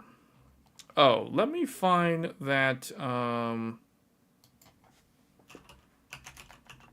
Paul's Hardware did a really good video. Let me see. Yeah, check this out. Okay, let's watch Paul's Hardware. My coverage of CES 2024 is brought to you by Cooler Master, Kioxia, Asus, and Gigabyte. We're at Asus. Asus is yeah, check this out. Check this out. This is a good one. This week, so I want to say a big thank you to them. And I'm here with JJ. This video was supposed to be Paul interviewing JJ, but it ended up being JJ like talking for like 40 minutes. Oh man, he just literally like stole the entire interview and just interviewed himself for like 40 minutes on Asus products. But I wanted to kind of point out some things that stood out to me. So they talked about, man, one of these days, if my YouTube channel ever gets large enough where I can get sponsored to go to this event, I will definitely go to this event. One of these days, I want to go to CES. Or Computex. Computex would be way more interesting because I'd have to go to Taiwan. And that happens in the summer when it's like really boring typically. So whereas this happens in the winter. Unless you're in the southern hemisphere like Brazil, and it's like If you're, well, okay, Brazil, if you're near the equator, it's not. But if you're like in the southern part of Brazil, where all the cities are, like it's actually summer right now. So it's like when Computex happens, it's more like winter over there. But you guys know what I mean. Like this happens in January. Computex happens in June. So they're like 6 months apart roughly. So you'll see the optimized ring. But he shows like AIOs, which I don't really care about. He shows like this fancy case that has. They show this concept, this new set of motherboards that have connectors on the back of the motherboard instead of the front of the motherboard. So I want to see where he's got the picture of the motherboard. See, like this motherboard doesn't have any connectors on the front. They're all on the back. So, does he show, where's the, okay, yeah, look at this. Check this out, look at this. Look at this. Because we don't think that ideally maybe you would... All the connectors are on the back of the motherboard. I don't understand why the 12-volt pin is here. Oh, okay, I understand why. It's because they had to route it through the motherboard. Because you still have to plug in the power cable from the PSU. That's interesting. Same thing with the GPU. This could be the future if this ever becomes a new standard, where all the cables and the wires all connect on the back side of the motherboard. So the front of the motherboard literally just looks like this. There's like nothing here. The GPU goes in there, the add-in cards go wherever they need to go on those PCIe connectors, and then obviously the CPU is still there. On the board to kind of cover but the back has all the connectors. I thought that was kind of interesting. And then, but what really got, okay, so he also shows like a 240 hertz OLED. There was a lot of talk about OLEDs. Asus now has an ROG monitor stand, but you can expect this thing's going to be like really expensive. Arm carry this way, will it work? And so we just decided to validate our monitor arm design to work with pretty much all of our latest monitors. So if you buy the 34, the 39, the 32, the 48-inch, it doesn't matter. You can so it can hold like any monitor. It doesn't matter what size the monitor is. As long as it's not something crazy like an 85-inch television, it should work. And then they showed like a 480 hertz monitor. With the 1440p, 1440p, which also was the best of the 240 hertz, that made a 27-inch. And I think there's like a 1080p. No, this is 1440p. Show that we set the benchmark for SDR and HDR performance. We're going to do it again with this. He does bring up some good points about you want to also notice, like if you're buying OLED, you want to look at the peak brightness for not only HDR but also SDR. This is going to be 1440p, 1300 nits, and 480. Okay, this is going to be really expensive. 27-inch, 1440p, 1300 nits on an OLED, 480 hertz. Hertz refresh rate. 480 hertz on an OLED with 1300 nits. Man, how much is this going to cost? So absolutely monster. This monitor is going to cost as much as either the 4090 or my Threadripper CPU. Pretty much guaranteed that it's going to cost that much money. So $1,500. This monitor is going to cost anywhere from like $1,200 on the cheap to like $1,500 probably, maybe even $1,800. Like I said, 4090 or Threadripper money. Again for the absolute fastest. He's like, it's the absolute fastest 480 hertz. Another little sleeper tip for those of you guys that are going to be watching this. It's not in the spec cards, so let me know if you found out about this in the comments that you watched it right now, whatever the timestamp is. Yeah. See, this is new monitors that I'm talking about here at CES that we're showing. Can I trade my car for? Yeah, right. Like this might even. I don't even know. I don't even want to know how much this costs. I mean, if Asus wants to send me a review sample, and if I have to send it back, that's fine. I'll do a video if I can get a free sample. I'm not buying this. No way. OLED implementation.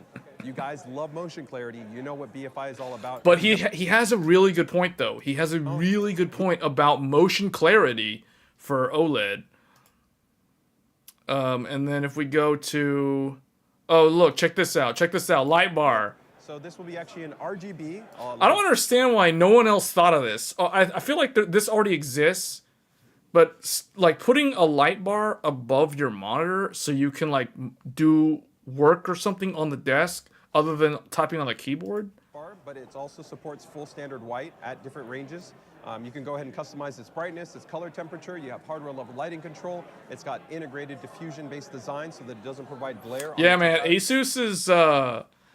Asus's booth had like the most stuff, like the most like insane. Like this is like 44 minutes of just JJ, just being JJ and talking about all the stuff from Asus. Falchion. They got Falchion now. Optical low profile switch. Optical low profile switch. This is basically like the Topre keyboard that I have.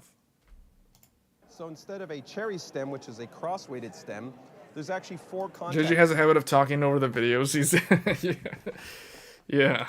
Points, which allow the actual keycap to rest really, really firmly and consistently. So really nice keycap stability. The thing about JJ though that is always impressive is if you think about it, like not only is he good at explaining like PC components, but he can also talk about all this other stuff. Like he could talk about the monitors and all the different like metrics and specs of the monitor, the keyboard switches, audio like headphones, power supplies, all the different accessories, all this stuff. Can you imagine like the amount of products that he has to memorize in terms of like talking points and specs? Very, very impressive. Like a lot of people don't think about that, but it's like, imagine if you had to present like what he has to do. Would you be able to present that well? Would you be able to explain all those different things in literally a 40-minute nonstop video talking about all this stuff? So very, very impressive. JJ does an excellent job. And I think having somebody like JJ has helped Asus tremendously compared to Gigabyte, MSI, ASRock, because those guys, you know, like they don't have like well-known, outspoken individuals that help market their products. And I mean that says a lot, you know, like it's what's the old saying? It's like you can make a great product, but if you don't have anybody to sell your product, then it doesn't even matter. You know, like someone can make a subpar, inferior product, but if their sales guy knows how to like sell it versus you who have like a superior product, but you don't have anybody that can actually sell the product and market it effectively, then, you know, you're still going to lose, even if your product's better. So, you know, that's one of the things that is very impressive to see, like a subject matter expert and Bluetooth talk about all these different things. On the unit, so go ahead and rotate that guy around. So you can go ahead and put your wireless adapter, right? It also has OS X support, so if you're somebody that's rocking a MacBook Air, it's all good. We still love you. He even knows like the Mac, like OS X. He even talks about like Mac compatibility and stuff like that. Like that's so outside of out of scope with the typical person who's gonna buy something like this. You have your nice power. But he can still talk to those points. Premium composition material, and right here, look at that. We're still including the touch bar that we had on the standard Falchion. So you still can do custom macro commands or volume adjustment on even this custom macro volume adjustment. Now, the other thing you're seeing right here, which is pretty sweet, is actually the cover system. So the cover system. Don't forget about the cover system. To get up on your desk, or if you want to throw this in your backpack, you can just literally go ahead and put the cover on there, or you can put it. I could tell you guys, the product managers are probably so proud of JJ. Pretty much every single one of them. I can tell you right now. Either which way, all for about the price of $100. They're probably like, they're watching the video and they're like, don't forget about the cover system. Don't forget to talk about the cover system. Very reasonably priced for a very performant, really nice, stable feel. And there's even sound dampening. This is the Curious. It's so funny because this is supposed to be a video about Paul like interviewing JJ. Paul literally does nothing in the whole video except like pick up the things and like show them to the camera and doesn't say anything. It's hilarious. Anyway, the whole point of me wanting to show you guys this video, there was one product that stood out to me. The only product that I actually found interesting is this. Loving actually what we've done with ProArt as far as just the series, which if you guys are not aware, we of course have Prime series. We've got our Tough Gaming series. We have ROG Strix and we have ROG. And not that long ago, we actually introduced our ProArt components. This ProArt case that he's about to talk about is the only thing in this entire video that actually got my attention. We've had ProArt monitors for years. And now with the ProArt chassis line, it's an ultra large. That case looks so good, but just watch when he starts talking about what it can do. High airflow chassis. So you're gonna have two 200mm fans, not one 200mm intake fans. 80, but 200, 38mm thick. It also has 38mm thick. You have to know all the specs. You got to know all. You have to memorize every single spec. The 200mm fan. What's the thickness of the fan? a larger 20mm rear 140. 140 rear. Really nice, actually, one-handed access. You can also see a nice, actually, integrated venting system right there. One-handed Okay, access. None of the stupid sliding hinges, because I hate those hinges. You're going to see you have an integrated GPU support. We have integrated GPU support to help to focus the airflow. You're also going to have handles right here on the unit, so you can actually use that to pick. Look at that. 1, 2, 3, 4. You got 4 USB Type A, and you got a 20 gigabit USB-C, it looks like, on the top. Up your chassis, which, especially for a creator build, it can get pretty big. It's quite nice. This is showing you actually an unreleased mock-up version right here that actually will come in either kind of like a black kind of walnut finish or a natural finish option. Oh man, they're copying Fractal. They're copying Fractal. They're starting to do wood trim. They're gonna start putting wood trim. We'll have available. So you got. Yeah, I like the side panels to go to like pop out and then you lift them and pull them up. That's exactly how I like the side panels. You have wood here, and down wood at the bottom. Wood trim. The version that's just shipping right now, early next month at $270, will actually be $270. He just gave you the price on the standard model. All plastic, right? Which means this thing, I'm gonna say it right now, this thing is in direct competition with the Fractal Torrent. But we will have this wood version that will be coming out a little bit later. Now, some of the other wood version comes out later. Cool stuff that it also has is it actually has integrated casters. So you can actually integrated casters. This thing has wheels. This thing's got wheels on the back. This is exactly what I need. This is exactly what I need. You see right here? Look at that, look at that. Move it. It rolls. It and rolls. In addition to that, it actually has the ability for you to buy your own casters, so you could go to like Amazon. Because you guys don't understand, like, for me, for someone who benchmarks stuff, and I use a case because I do in the case testing. I don't like tests on a test bench, although I probably should. I do all my benchmarks and testing for my GPU comparisons and my reviews in an actual case because I'm giving you guys real world results. Not some guy testing something out on an open test bench where the GPU can run as cold as possible. No, I put it inside the case, I close the side panel, I run everything as though someone were playing the game, you know, in their room with the case closed the way it's supposed to be. This right here, this case is perfect for either my threadripper system or for just benchmarking components because it's on wheels. I can easily move it around. You guys have no idea how annoying it is to drag the case off the floor, either on like a hardwood floor or even worse, a carpeted floor, because typically my benchmarks are done on a case that's on the floor on a carpeted floor. You can buy wheels and you can put them to the bottom. So and he said you can also get wheels and put them on the bottom. You actually want to turn this into like a little bit of a moving DV cart or something like on a DV cart. If you wanted to put wheels, there's like caster holes on the bottom to put wheels in there. This is this, I'm telling you guys, like I never paid attention to Asus when it came to computer cases. I always looked at NZXT, Corsair, Cooler Master, and more recently Lian Li and Fractal. This is the first case that Asus has ever shown that finally got me to pay attention to them when it comes to computer cases. Like that, you can put your wheels on there and move it out. 5 ports, including 20 gigabits USB-C. 20 gigabit USB-C on the front.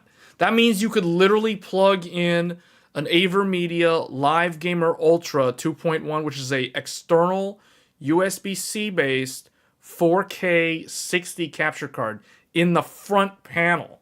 You could plug a 4K 60 capture card into the front panel. You just have to have a motherboard that has a 20 gig USB port on or front header. You have a hardware level fan control built on here. Hardware level fan control. I do like the way the front looks on this. Also have a lock. You have a lock. It even comes with a lock. From some users that have kids or pets that sometimes they accidentally press the power button, shuts down the system. Now you can lock it in place. So you can lock the power button in place. So like if your cat or you accidentally like bump or press the power button, it doesn't just automatically like turn the computer off or reset it or shut down or put it to sleep or whatever. So I mean it has that too. That's cool because I've never heard of any other case having that. You don't have to worry about accidental shutdown. There's also a cool little actually storage bay right over here where if you remove this one, quick access for the dust filter, it actually can also go ahead and store your wireless adapter. Oh, that's cool. So okay, that's new. You can if you have the Wi-Fi, because a lot of these motherboards now have Wi-Fi antennas. You can route and store the Wi-Fi antenna that comes with the motherboard inside the back compartment there at the top of the case, so you don't have the shark fin / Wi-Fi antenna just sticking on the side of the case. So it looks a lot more sleek. Want to lose it, it's also nice and stored in there. On this side, one really cool feature is you'll see that you have a little light, a little button right here, and it's... Okay, this is the part that really, like, almost 100% sold me on this case. This part he's about to talk about. There's a light on the top, and then there's something at the bottom. Watch. Very, very hard to tell. If you look at all that porosity that we have in there for nice airflow, there's actually a little integrated sensor that we have in here that actually detects dust. So if you actually get an... It has a dust sensor. The thing has a dust sensor. Accumulation of dust, the sensor will trigger the LED, and then I'll let you know, hey, you should pop off the actual front panel so that you actually can clean it to be able to maintain your performance. Man, okay, this case has like so many world first things that I've never seen on any other case that's on the market today. It has a dust filter indicator, or it has a dust sensor. So like if the front is like dusty on the filter, a little light turns on the left side of the case, notifying you, hey, you probably need to clean the dust filter because the thing's covered in dust. So that's resulting in suboptimal airflow. So it's just like a warning. That's nice. Like that's something that I would totally welcome something like that. It has a place to store the Wi-Fi antenna if someone wanted to use the Wi-Fi antenna. Now I personally don't use Wi-Fi on desktop, but the fact that it gives the option, I'll take it. So it has a lock for the power and reset button. So you can lock the buttons in place so you don't accidentally put the computer to sleep or reset or turn it off by accident, or like if a pet, like the example he gave. So really, really good. Last but not least, some cool stuff. Well, actually, 2 more points. You got actually toolless GPU installation. Okay. So you can just toolless GPU. Open this up. When you open this up, a really easy way that you can pretty much, without any tools, be able to upgrade your GPU, because you'll be able to swing this out. There you go. You can see you pull that out, and now I can actually remove the graphics card. So you don't have to do the two-handed approach. Let me know if you've done it where you hold this, you have your screwdriver, your screw, and you're doing this kind of lineup thing. Okay, what he's describing here is the way probably a lot of people install graphics cards. I personally don't. I rarely ever install graphics cards that way. Usually what I do and what I recommend everybody does to install a graphics card, turn the case flat on the floor or on the table. Lie the case down so that the graphics card is vertical and the motherboard is flat along the table. So that's how I do it. I don't do it this way because it's like it's gonna sag. It's hard to see in there. It's not ideal, but it's still good to see it this way. Lay the system on its side. Yeah, that's exactly what I do.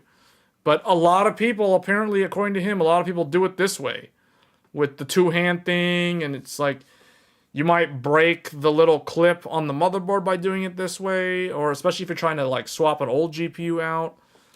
To kind of put it in and then kind of lock it in, but nope, you could just do that and then just lock it back into place. Really, really nice and easy. For such a large chassis that... Yeah, man, this is gonna be my next case. I'm just saying it right now. Like, this case is either gonna replace the LandCool 3, or this is gonna replace my old Cooler Master Scout 2. With the sort of more refined design, I feel like you guys are aiming towards professionals, workplaces, that sort of thing. Yep. I like the nods you've given towards it being movable. Moving around a build like that when it's fully packed out with gear can be really heavy. And 200mm fans. Included. Those were gaining popularity for a while. And then Yeah, 200mm fans. The 200mm fan thing. So if you guys remember when I did my 7800 X3D live stream build, I used an old vintage case from 2009. It was an NZXT Hades. That case from that long ago had a 200mm front intake fan, and it still has it today. It still works after all these years. And it also came with a 200mm fan on the side, which I had to remove because it can't fit on the side panel because the GPU is too thick or too tall.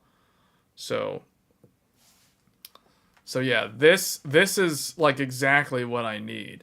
The other thing too, this is kind of like the Fractal Torrent, except the power supply goes in the bottom, whereas on the Fractal Torrent, it's strangely on the top. That's the one thing that I don't really like about the Fractal Torrent, but the thing is, it hasn't really been a problem in using it. So, but yeah, this case is really, really nice. You still have the old Cooler Master half with the giant fan somewhere. Yeah, but this is really nice though. Like this. And I feel like they went away. Yeah. Big fans. Since you got like a little bit of a moving DV cart or something like that, you can put your I wheels kind of on want to there and see move the it out. front of it again. 5 ports, including. See, I think at some point in the video he also mentioned that it can fit a 420mm radiator. I think he said that, which basically means it's very similar to the LandCool 3. In terms of the dimensions and the appearance, it does look like it's of similar size to a LandCool 3. It does not look like a full tower. It looks like a mid-tower. 20 It doesn't look tall enough to be you have a hardware level fan control a built full on here. size. You It looks also like a have mid. Yeah, see, look at that. I really like the way that front looks. Man, I will say this, though. I really think, in terms of the trendsetter, I do think that Fractal Design is the kind of the company that seems to be setting the trend for these more classy looking cases that don't look like, I hate to use the phrase, but like the gamery look.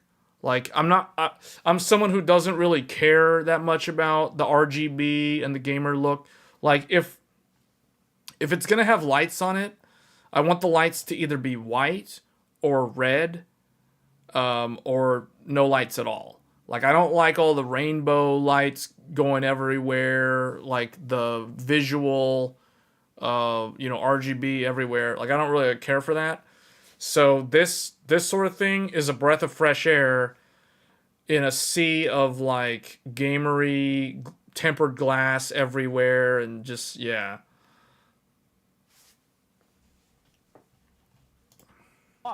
We've heard from some users that Yeah, you can tell by looking at it, though, have kids or that it is a mid-size. It's a mid-size tower because the power supply goes down here, and you can see the bottom of the motherboard is right here.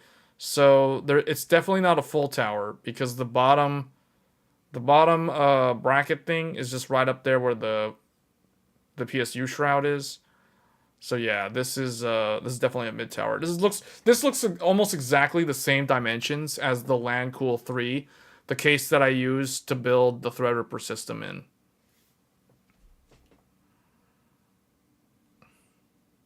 Oh, there's a render of the front, although this one looked a little bit different actually.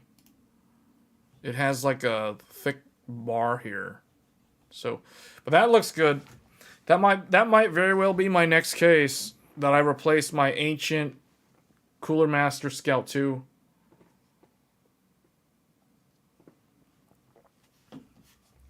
That one's good. $270. That's expensive though. The sticker bar. Oh yeah, the sticker bar. That's a good way to put it. Yeah, this one though, like that's good. I mean, what else did he show? So there was this stuff, Aura, the light bar, the falchion, some wireless mouse, some microphone that Really cool things you'll see is a lot of microphones in this segment, they don't actually have full isolation. There's usually kind of just like bushings. And oh, he talks about how metal like this on the stand that allows a lot of sound transmissions to this prevents sound from the table, but most of the time if somebody's serious with the microphone, they're going to be using a shock mount and it's going to be on an arm. So this typically doesn't really affect most microphones unless you're using the microphone on a table or a desk. through whatever you're resting it on. So if you've got keyboards, if you've got vibrations, you got bumps, they're very, very notable. You can see here we've got, of course, elastomer tied into this to create a little bit more of a true. I don't know. How do you guys like the RGB on the microphone? I personally don't like microphones that have lights in them. To me, it's annoying. Sometimes when you put the computer to sleep, the light will persist. It will stay on, which is really, really annoying, especially if you have a computer in a bedroom and you're trying to go to sleep, but the microphone is still lit with like the RGB going. So I don't know, man. Like I don't like. I personally would prefer if this not have the lights at all, or if you had the option to turn them off. Suspension-based design, and it really helps to reduce. Because if you look at like all the massive like podcast channels, no podcaster who actually like has a large channel following, no podcaster is going to use a microphone that has like lights inside the mic. I'm just saying, like they're all going to use like the Shura, or they're all going to use like something that doesn't have any lights because it just looks kind of, I don't know, it just looks kind of dorky. I don't know how else to describe it. It doesn't look professional when your microphone has all this RGB just like changing colors constantly. a lot of that noise. I mean, that's obviously that's an opinion from me, but I personally don't like the light on the Touch microphone. option right here for muting. So if you want to be able to mute the mic, a nice dampen knob right there for multiple options, whether it's going to be for headphone or for gain. We have a high pass low filter, a nice metal base that's on here. Of course, headphone monitoring output with a 3.5 millimeter jack, 3.5 headphone millimeter jack right there. And then See, my first question to him would be like a curveball question. The question would be, can you turn the lights off on the microphone? That would be my first question. Like, I wouldn't ask about the sound quality or any of that stuff. I would just ask, like, can you turn the lights off on the mic? USB-C for your connectivity. Overall, I think a great addition. I like the functional use of the RGB too, so you can know. Red means mute. RGB means you can yell again. And you will be able to get this guy in white and in black. So here we got the black version, and if you want to see it, of course, in white, distracting. it looks quite nice. And you'll also see the other cross benefit is that it does have mounting support, that if you don't want to put it on a boom arm, then you can do it. So either which way. Yeah, pretty much most people that are actually going to use this type of microphone, they would have it on an arm like this. So that's why the statement he made earlier about it, the bottom being all closed up like that to prevent picking up sound from the table. I mean, that's, you know, it's good. It's good that it has that. It's just like, that's not a deal breaker, right? Like if a microphone doesn't have that, as long as you're using it on an arm, it doesn't really matter. And again, if who's ever keeping track, let me know. Are you on a boom arm or you are just rocking it on your desktop? I've got both in one system. I have like my primary daily driver, I just have my microphone on my desk. I don't have it on an arm. And then on another system, I do have one on an arm.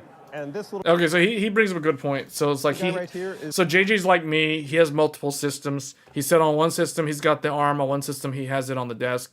I used to have one on the desk like years ago, but I have my if I'm using a micro like that, they're on arms. Like I don't have any microphone like that on a desk.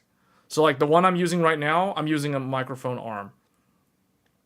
If I'm using a computer that doesn't have a microphone arm, I would literally just use a headset mic instead. That's what I would do. Is the RG polling rate booster. So we already talked about the mouse. Okay, so lots of stuff. Asus has a lot of stuff, but that's because they're definitely much larger in size than the other two. Like if we look up what Gigabyte, or actually let's just see what else Paul shows on here. Like who else did he go see? I have not done a proper how to.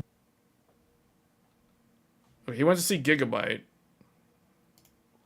We'll see what Gigabyte My coverage of has. CES 2024 is brought to you by Cooler Master, Kioxia, Asus, and Gigabyte. I'm at Gigabyte here at CES 2024. Gigabyte. They're a sponsor, so many thanks to Gigabyte for sponsoring my coverage. They have some really cool new stuff. Of course, new graphics cards, the RTX 4070 Super and RTX 4070 Ti Super. We also have some really cool new OLED monitors and some motherboards. It's all about OLED. Everyone's talking about OLED. Pedro is having a drink, and therefore I won't ask him to do any work. We're going to take a look at these graphics cards right here, starting with this one, which doesn't have a label. How mysterious. Why no label? It's because it was just revealed and The Paul guy has a resemblance to Digital Foundry. I don't think they look at all. I don't think they look alike at all. officially launched this morning. You're talking about oh, you're referring to John. What's his last name? I forgot his last name. I know who you're talking to. The guy with glasses at Digital Foundry. This is the RX 7600 The guy who has XT. the best There it sense is of in all humor its out of glory, all the three of RX them, or 7600 4 or 5 of This them. is going to be a 16 gigabyte graphic. All right, here's the 7600 XT from Gigabyte. This is the new 16 gigabyte. They're going with dual 8 pins on an entry-level 1080p graphics card. Graphics card, 16 gigs on a graphics card that has Yeah, an MSRP John of Lennon. $330 Yeah. dollars. Now, granted, $330, that's not like cheap. $330 cheap. That's not like for a entry-level triple graphics fan. card That's or actually anything not like that bad. But for a card that is going to have some pretty decent chops at gaming, since this should outperform the existing RX 7600 and probably just slightly less performance than the RX 7700 XT. But the point being, AMD was aiming to sort of give a little offering for people who are going to be doing some content creation, perhaps some AI work on their graphics card. He does bring up a good point. Like this, as ROCm gets more use, especially like on Windows, you can use Stable Diffusion on Windows with AMD cards now today. I'm probably going to have to make a video about that because a lot of people have been leaving me comments on my Stable Diffusion video that I did a few months ago, asking me how to set it up, how to set up like AMD and Stable Diffusion on Windows. So I'm probably going to have to make a video in the near future on that. But Paul makes a good point because this is a 16 gigabyte card that is only like $330. So it, and if you're doing anything with AI, you would know that VRAM is the most important metric, or it's one of the most important metrics, if not the most important metric, because yeah, you can have more shaders and that does help, but like VRAM is the most limiting factor when it comes to anything with AI. So 16 gigs on $330 is actually really good value for stuff like Stable Diffusion and other AI applications. Card and 16 gigs of VRAM is twice as much as 8 gigs, and there's a lot of applications as well as some games that are going to benefit from that, especially if you're maybe upgrading from like 1080p gaming to 1440p gaming. Let me risk a little more light. There, that's a bit of a better view of this. Now, when it comes to these graphics cards that are launching, because both the new AMD card, this RX 7600 XT, and the new NVIDIA cards, which we have a couple of that we're going to show you in just a moment, they are sort of based on cards that are already out there. So this particular cooler design from Gigabyte with 3 fans. You got the Radeon logo there. We have a Gigabyte logo that does light up with RGB. We've got dual 8-pin power connectors over there. This cooler, you've probably already... They still haven't learned. What he was saying is what I said last year about GPU AIB people. Like, the people making these graphics cards, these custom coolers, they need to, like, if they're going to make their logo light up, like in this case, he said the Gigabyte logo lights up, but you can tell that the Radeon one doesn't light up. They need to make the Radeon logo light up and either let the Gigabyte one light up or don't let the Gigabyte one light up. They're doing it wrong. Like, don't light up the Gigabyte logo. Light up the Radeon logo. Likewise, if you have a GeForce graphics card, light up the GeForce logo, not the Gigabyte logo. Like, that's the wrong way to do it. You know, I'm just saying, like, for future reference, if you want to sell more GPUs, make sure you illuminate the correct logo. You've seen before. It's also got a pass-through blower design there for the fins to help dissipate the heat on that side. But even though we've seen like a card that looks exactly like this before, we haven't seen an RX 7600 XT yet. These are going to be launching on January 24th, so keep an eye out for So those. that's that. And keep an I eye want out to for skip independent to reviews the on the cards motherboards, when they though. launch. I want to skip to the Build motherboards. before, finding the components that match well and that also like aren't Because they've got some new motherboards. super expensive can be difficult. So I wanted to quickly highlight these three motherboards that Gigabyte has put on display. They're all from the Aorus lineup. Starting over on the left, we have the Z790 Aorus Pro X, and this is one of the first in their ICE lineup. They've got ICE but, you know, motherboards white is now. like the They're color of ICE. sometimes, I suppose, if it's not clear. But this one was quite well received. Very full-featured motherboard in terms of expandability options and connectivity. And of course, you got a nice clean, I wouldn't say all white look, but mostly white with some black accents here and there. They want the Granted, name of PC their Master company to Race light Pedro up and was be pointing out, highlighted. like, hey, the top slot's all white where you install your graphics Yeah, card, and then you can't see it but no one anymore. really And then cares. the lower I mean, slots are okay, black, they can make but their that's okay. company There's logo black light up, components but they need to make elsewhere sure on the they board light as up the well. Radeon I and the thought this one GeForce might be logo as interesting well. for some folks. It is the B650 Aorus Elite X ICE. So they expanded this lineup All right, for folks who are building on B650 Aorus AMD's Elite platforms. This one's AX compatible ICE. with AM5 processors and maintains a lot of these same design elements. Not exactly the same. You can see they've sort of changed up the look of some of the heat sinks and some of the shrouds over the I/O as compared to the Z790 variant. So you got Z790 on the left, and then you have the B650 in the middle. Quick reality check for this board shows it's selling for $230 right now. It's been out for a couple months, and given that a lot of the AM5 So the easy way to tell if it's an AMD one is right here. If the lever is pointing up, if the lever points up, it's AMD. That's how you tell.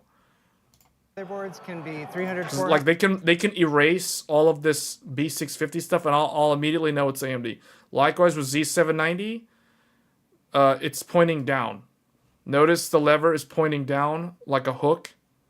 That's an Intel socket. Intel, it points down. AMD, it points up.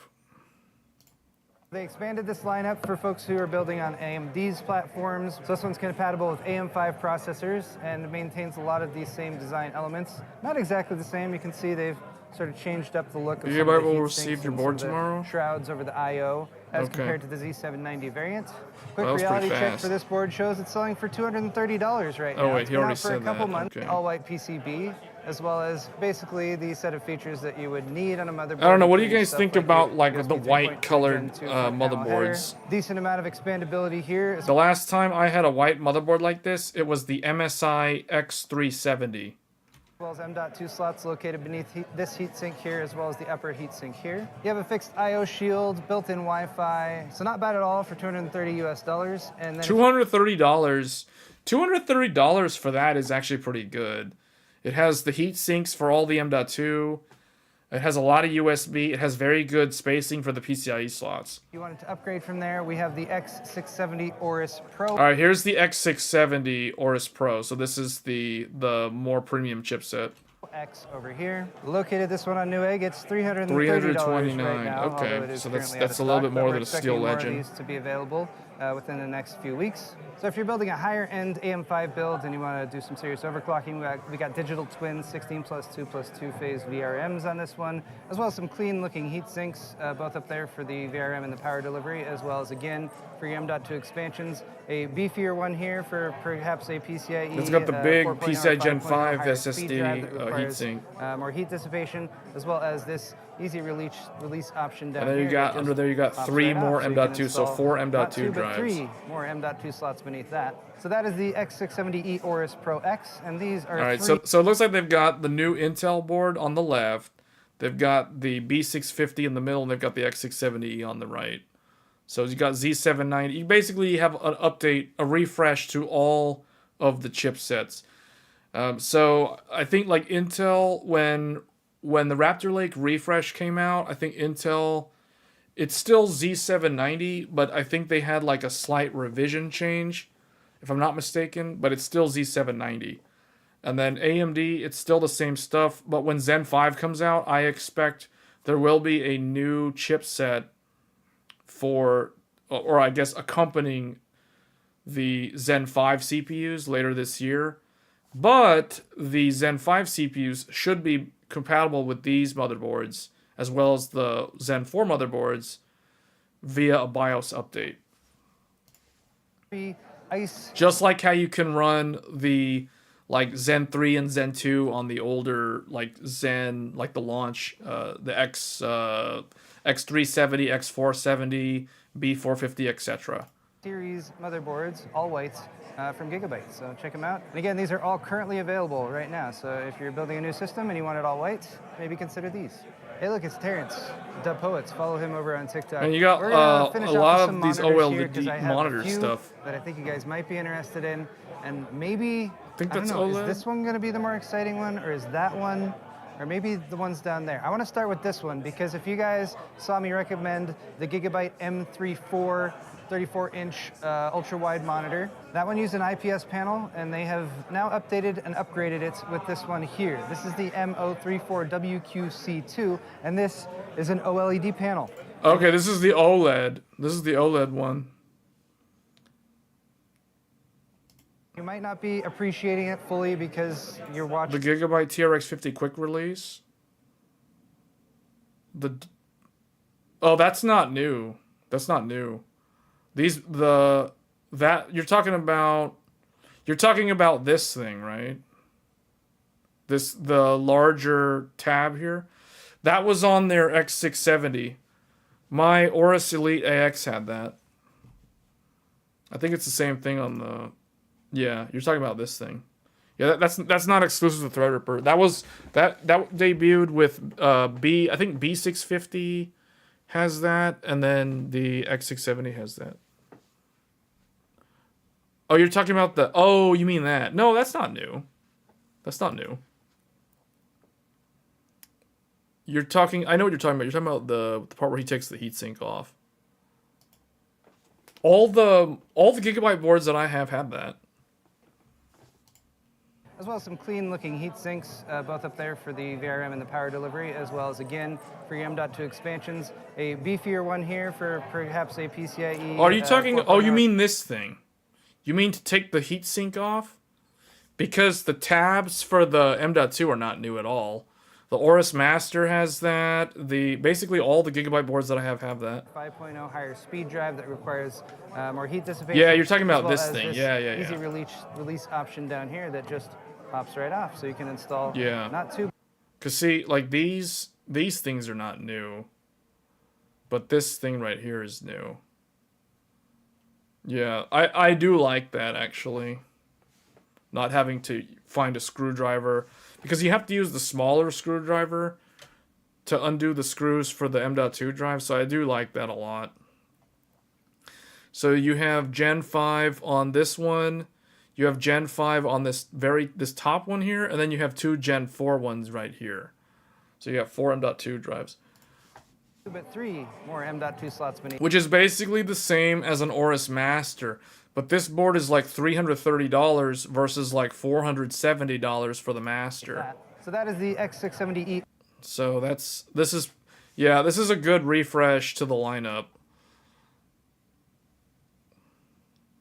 All right, what else? There's just that monitor. Oh, the RTX. I skipped over the RTX. Let's look at the RTX card. There's going to be some interest in this one. Here are the new cards from NVIDIA. All right, here's their new 40 3. Super Since the RTX stuff. 4080 Super isn't launching until the end of this month, we don't have that one quite yet, but we do have the RTX 4070 Ti Super here. This is the gaming OC model, and we also have an Eagle variant of the RTX 4070 Super. So let's take a look at this one first. Once again, if you have ever seen a Gigabyte's Eagle variant of like an RTX 4070, this card is going to look basically exactly the same. It has a gray plastic shroud. It has 3 fans. Gray plastic shroud that looks like and the other aluminum. Elements underneath. It is still using that much maligned 12 VH power connector. It's still using the much maligned power connector. If you're going to purchase this card, and of course we have some RGB in the Gigabyte logo on the side, and the requisite GeForce RTX branding as required by NVIDIA. This card being a little bit higher end, they do have a dual BIOS switch. Dual BIOS. OC and silent option for that. And once again, we have a pass-through cooling section here with fins, which is a very effective way, cooling down the GPU and other components that are touched by that cooler. Video. All right, did he cover MSI? Or are we gonna have to go look for like a different one? I want to see MSI. Cooler Master has a 2,800 watt power supply. Let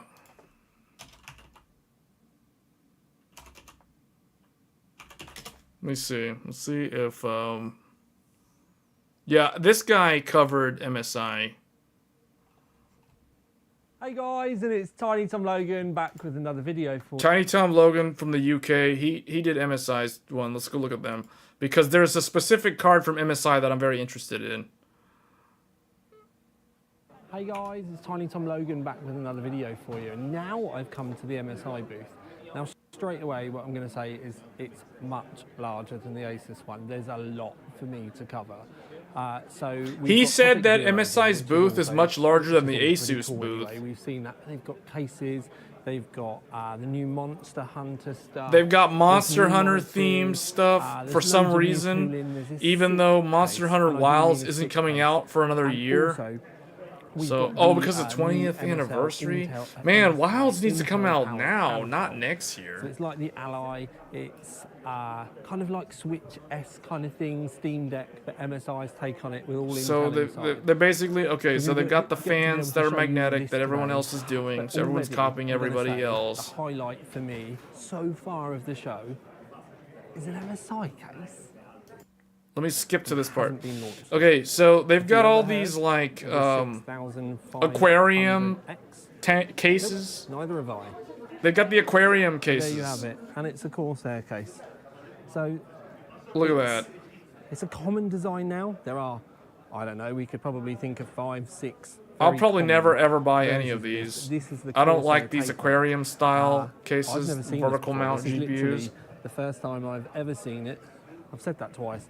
I think it's more about the fact that I'm quite shocked because Corsair is. I mean, if you're doing liquid cooling, then these make sense. Corsair that none of us knew about, and this is sick. Soft tubing, hard tubing, etc. Hydro stuff going on inside because you've got the new Hydro CPU cooler, you've got the new Hydro pump, but this actually looks really quite nice. I'm going to be looking forward to. That looks like a fish tank. Distant future. Because I've been told it's. It looks like it literally looks like an aquarium, guys. It's just there's no fish in there. On the case agenda, just seen that crazy curved one from MSI. Now they've got a very. Hey, there's an ace right there. Look, they have an ace right there. An early version. It's just for the show. The ace. It's quite cool. But let's have a look. Okay. They've got they've got like LED screens on the. On the aquarium tank. Like dot matrix, but LEDs, and it's a film that's wrapped around the case itself. It's the this one's an X670E. It looks like, what is in here? It has an MSI X670E Ace with a Ryzen 7950X and an NVIDIA GeForce 4090 or 40. Is that 4090? It's the curved. Yeah, it's 24 gigs, 4090. But the video on it can be changed. Okay, so there's the fire one. Goldfish. See, there's a goldfish. I told you it's a fish tank. Anyway, now this is just an aquarium. So it is possible, but they have told me it is horrifically expensive, and it's only this one and this one that is still built at the moment. Now this is the pano case that I showed you before, so it's separate panels on this one. So this is even more difficult for them to produce because it's not one screen, whereas that one is. Anyway, while we're here, man, one of these days or one of these years in the future, I need to go to CES. I need to go to CES. It's got an infinity bit around the pump. Now, this is nice. It's nice. Rip to anyone that breaks that panel. An extra touch, but I do like the fact they've straight away come out with the black and the white matching. You know, every time I see these larger motherboard companies like MSI and Asus showing off like liquid cooling stuff and keyboards and power supplies and monitors, well, monitors, whatever, I always wonder about the companies that already sell like they're lovely.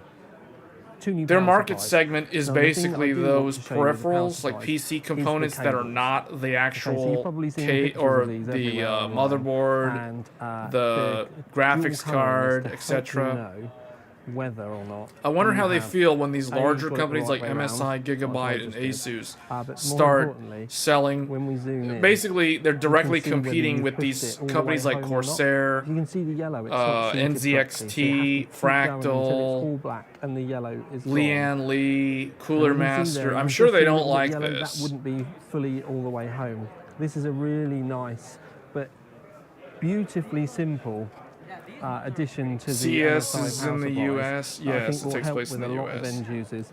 Yeah, it And definitely they would be are easier for me to get the, to. I mean, it's 12V 2x6 as well. So it's just I don't even. I have to look up like what are the moving conditions to on be able to get into the show. 12V HPWR I don't think you can cable. just show up at the front door and White walk version in. as well. It will come with white cables. I don't think they the just only let thing that any I'd say random that I don't person just like in. between these two, 140mm fan, 120mm fan, but you can see the specs there.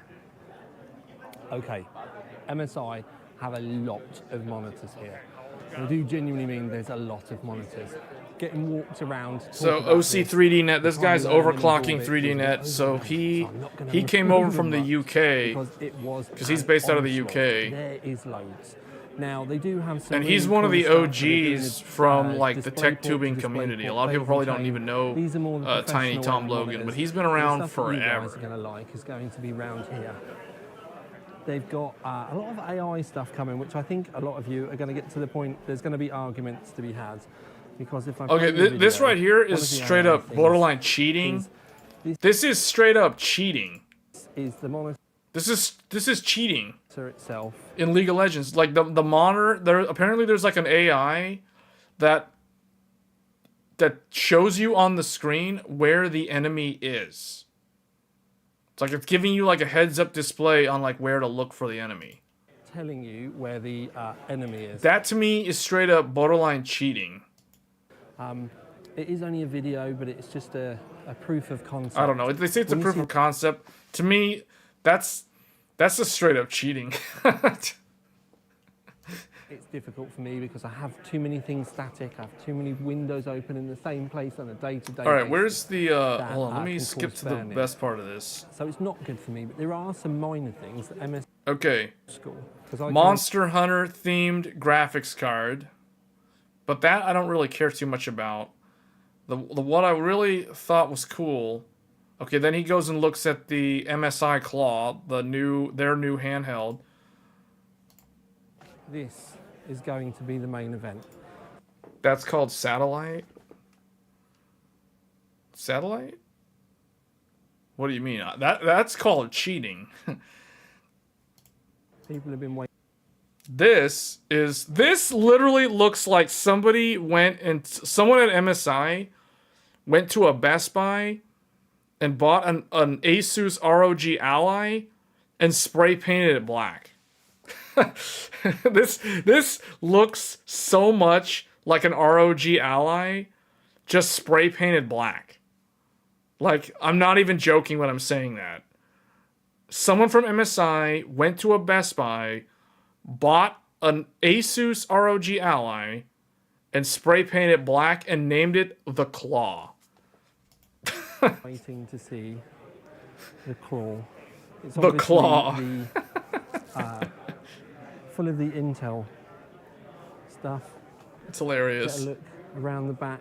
Obviously, you sit and play with it like this. Both of them look like I'm a very, Sega very Game interested Gear. to get my hands on one of these. You don't like the name The when Claw? What's wrong with they the Claw? do finally come to market. It is kind of a dumb Here's the name. full I specs. don't think that name will Just age so you well. can see. Don't forget, if you want more information on this, you can go and have a look. This one has on the the Intel. So website. what's interesting about MSI's handheld? MSI, as of right now, is the only MSI's The Claw is the only handheld that is using Intel Arc graphics. But Every other handheld that looks incredible. on the market is using AMD's, like I think RDNA 2 stuff. Their SoC, like the Steam Deck is AMD based, the ROG Ally is AMD based, the Lenovo one's AMD based. So this is the very first Intel based handheld. The back has a lot of ventilation holes. Yes, because they learned from Asus, like, you need to put more ventilation holes because Asus didn't put enough. Incredibly pretty. I think now, for me... Either that or this thing generates a lot of heat and they needed to have more ventilation. Who knows? Be a toss-up between this and the Ally, and I'd be very, very interested to be able to put them side by side. It will be interesting to see how this stacks up to the Ally. Okay, it looks larger than the Ally. A lot of you are going to be asking about the Supers. All right, here we go. Here come the Supers. Here, although I'm not sure I'm allowed to talk to you about pricing and stuff yet, because I'm not sure at the time of... Oh, I want to take that home. Man, I want one of those too. Not because it's got NVIDIA on it, just because it's actually really cool. Anyway, I want one of those like NVIDIA partner new graphics desk cards ornaments. And these are all Supers in the middle. So we've got all shapes, sizes. So that's just a normal 4070 Super there, which is small. We come round to the larger stuff around here. I will 4080 say Super this in white graphics card appears to have much less silver on it, so this is really lovely. And I will say MSI's booth looks a lot more slick than the other two. But this is the thing. This is the one. This is the one that I wanted to show. This one is the only one that I find interesting out of all the AIB cards. The GeForce RTX 4080 Super 16 gig Expert. They call it the Expert. 4080 Super. Sometimes it's better when English is not your first language. I feel like when English is a second or third language, you can create the most, like, you can come up with the names of products that a native speaker could never come up with because they're so off the wall. Really, the 4080 Super Expert. This looks so good. This is like the best looking AIB graphics card that I've ever seen. And literally all it is it's like MSI's reimagining of NVIDIA's Founders Edition. Because, just to kind of reiterate, like NVIDIA's Founders Edition, for those that don't know, like it has, okay, so the PCB is like on this side, and then you have a fan underneath, right? You have the fan down here, which is basically like what he's showing right there. See, he's showing you guys like this, from this view. But on the back, there's a fan here. So you have like a grill of heatsink here, and the fan's on the back side. The Expert is the same concept. It's the same idea. So finally, an AIB company was smart enough to attempt a similar style, because like this is the sort of thing that actually makes me pay attention to AIBs. I usually ignore all the AIB cards and only pay attention to NVIDIA's Founders Edition cards, but now there's finally one that actually has my attention. This is the GPU. It's almost like somebody used AI to generate the concept of this. Like they used Stable Diffusion to make this GPU, and then they just kind of refined it. Out of all of them so far that I've seen, even this guy in the video says out of all of them, this is the one that got his interest. Actually caught my eye. Yeah, see, there it is. Just like the Founders Edition. And I really, really love the design. There's something about this that's making me think of the old not 4080, but the 480, when, like, way back when. Yeah, that looks good. That looks good. If I was in the market for a 4080 Super, and if I couldn't get the Founders Edition, this is the one that I would consider. This is currently the only one that I would consider. And I really love this design on the front. It's got a bit of an edge of Mercedes grille on it as well. He said it's got a bit of an edge of a Mercedes grille on it. Because see, like this looks way more sleek and sophisticated than some gamery RGB vomit of like lights and stuff and a bunch of fans. This to me looks a lot better than those triple fan things. Well, but I think, if I'm completely honest, the reason why I really like it is I want to paint this shroud. It's almost like the MSI Founders Edition, but He said it's almost like the MSI Founders Edition. I think you could paint that Go shroud figure. incredibly easy, leave the fans alone. He said you could paint it and have pretty an easily. epic, Yeah, you could do graphics that if you card. wanted to mod I'd it. love to paint this candy red. Now, my main thing with this is I really hope, like, I just really hope that MSI made it so that the GeForce RTX logo lights up. If they only make the MSI logo light up, then they failed so hard on something that could have been like one of the best AIB cards ever made. Graphics card. I'd love to paint this candy red. So all white, I'm not really fussed, but MSI, please, can I have one of these? Because I desperately, desperately want to paint it. Yeah, that is a really nice looking graphics card. Yeah, I really think like everybody needs to copy NVIDIA's Founders Edition style like this, like that. Like, if I was on the design team at any of these AIB companies, I would have copied the Founders Edition like years ago. I would have done it like when the 30 series was new. Just straight up, just copy paste obviously it's not going to look exactly the same because this doesn't look like the same as the Founders Edition, but similar concept. Flow through design on one fan, axial functioning kind of like a blower style on the other fan. That's what I would have done. And AMD should copy NVIDIA's Founders Edition too, like for their reference card. So anyway, that was kind of CES in a nutshell, like what they talked about. What was kind of the main highlights? OLED, Super Series, 7600 XT, so 16 gig graphics card on the cheap. And a bunch of stuff from the monitor. The monitor stuff as well. What is this? NVIDIA giving away... Jensen Huang signed RTX 4080 Super. Wait, what? We're giving you 2 ways to win a one-of-a-kind 4080 Super signed by the NVIDIA CEO and founder. If you're at CES... Oh, you have to be at CES. Oh, want to win on social? Comment this, like this post. Oh, those are probably already gone. Wait, that was today, though. But why is this post on the 9th? Yeah, that's probably gone. If you're attending CES. Interesting.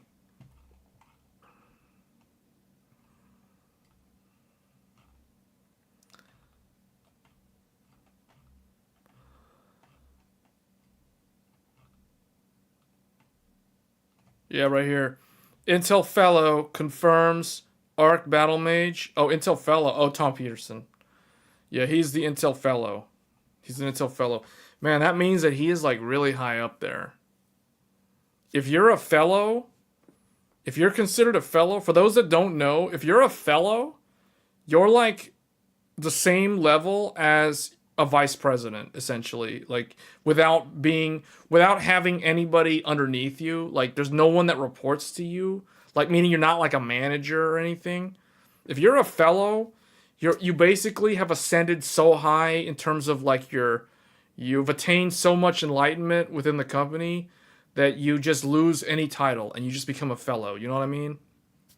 Like to be a fellow means that you're better than like a principal engineer and you're better than a distinguished engineer and you're better than like all the directors. You actually, I don't even know if a fellow is considered equal to a senior vice president or an executive vice president, but they're basically on the same level. So that means Tom Peterson, if he is truly an Intel fellow, he is like super high up there in the company without actually carrying any of the burden that somebody... or the scrutiny that comes with being like a vice president or a C-suite level or a C-level. When I say C-level, I'm talking about CEO, COO, CFO, CTO, etc. Like he doesn't carry that burden because he's basically like Goku Super Saiyan Blue.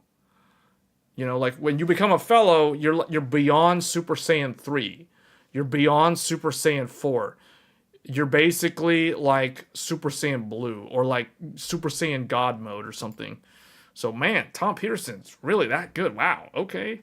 I mean, I knew he had a lot of patents, but man, he's an Intel fellow. That says a lot. You think he's the only guy to market these Intel GPUs? Yeah, because everybody else left. So Raja left. He was kind of paired up with Ryan Shrout for a while, but then Ryan left. So it's like basically Tom Peterson's the only one there. I mean, obviously they have people working on the designs and testing everything. Like they got the development teams all working, but you know he's just kind of there. You know, like you know what's funny is I know exactly where they are. I know exactly where they are. That means okay. So this is okay. That's where CES takes place. Okay. Yeah. He's really Intel fellow though. I thought he was like a okay. Well, that makes sense because he's not really. I guess Tom never was really like a. He was not like a manager or a director. He was more like a individual contributor path. So definitely, you know, Intel fellow is like the highest level you can obtain. You can't go any higher than fellow unless you're like CEO or something. And technically, I don't know. It gets kind of weird. Like you can't really compare CEO to a fellow because it's like they're two different. What would that be like? It's for someone who doesn't understand the difference between like a CEO and a fellow. A fellow is like a fellow is kind of like a they're not like a board member, but they're like it's kind of like there's so few of them that does fellow really have no, I'm not making that up. Like, this is 100% legitimate real what I'm saying. Like I'm not making any of this up. Like if somebody is if someone's official title in a company, and this is always going to be like a large tech company or a multinational company or a conglomerate, if they carry the title of fellow, then they have achieved the highest level that you can possibly get without being in a leadership position. So that's what that means. So like he basically has broken through he's ascended so high that he no longer carries any label. You know what I mean? Like the whole point of saying fellow means you don't have any kind of label. You're not an engineer anymore. You're not a doctor anymore. You're not a surgeon. You're not a director. You're not a vice president. You're nothing. You've like ascended beyond all of these petty little job titles that all that remains is just you. So hence they just refer to you as a fellow within the company. You know, like that's literally what that means. I am not making that up. I am totally not making that up. You can look this up. You can look at how like companies structure employees and how the level up path works. So if you never want to become a manager, but you still want to move up within a company, the ultimate level that you can achieve without ever becoming a manager is a fellow. You can become a fellow. You can remove all limitations and become a fellow. Because I'll tell you right now, people who carry the title of fellow within large companies like Intel, Tom Peterson, if he truly is an Intel fellow, he has access to all the internal stuff. Like he can access pretty much the exact same things that like the C-level and the vice presidents have access to. Even though he's not even a manager. He has no one that reports to him. He doesn't even report to anyone. He's like a fellow. He's fully trusted by Intel's upper management, their executive leadership team, the ELT. They all trust him so much that he has access to all of Intel's secret proprietary roadmaps, everything, all the stuff that the product managers are working on. If Tom Peterson wanted to see all of it, he has access to all of it because he's a fellow. So he has the highest security clearance within the company. He has basically what I'm saying is like if you're a fellow, if your job title or you don't even have a job title, you're basically a fellow, right? If he's a fellow. So then he basically is on the same level as the people that are at the top of the company without even having a manager, without even having anybody underneath him. You know, like that says a lot, because the thing is, a lot of people don't know Tom Peterson. He is actually an extremely intelligent individual. Like, this guy has so many patents. Like legitimate, real. I'm not making any of this up. You can read up on him, Google him. He has a ton of patents. He has invented a lot of things, especially when he was at Nvidia. He was an engineer in the beginning. He played an incremental role in Nvidia's success in the early 2000s up throughout the 2010-ish era. So like, this guy is legit. Like, this guy is the real deal. So I'm not super surprised that he's an Intel fellow. The reason why I'm a little bit surprised that he's already at that level is because he hasn't really been with the company that long. Like, if he was at Nvidia, yeah, I could totally see him being an Nvidia fellow. But like, he's only been at Intel, I think, for like, what, 5 years, but he's already an Intel fellow. Usually it takes people, you know, like 10, 20, like 10 years minimum to become a fellow. And if you're a fellow after like 10 years, that means you're like super good. You're like real good. You know, like, you're Goku level talented. So yeah.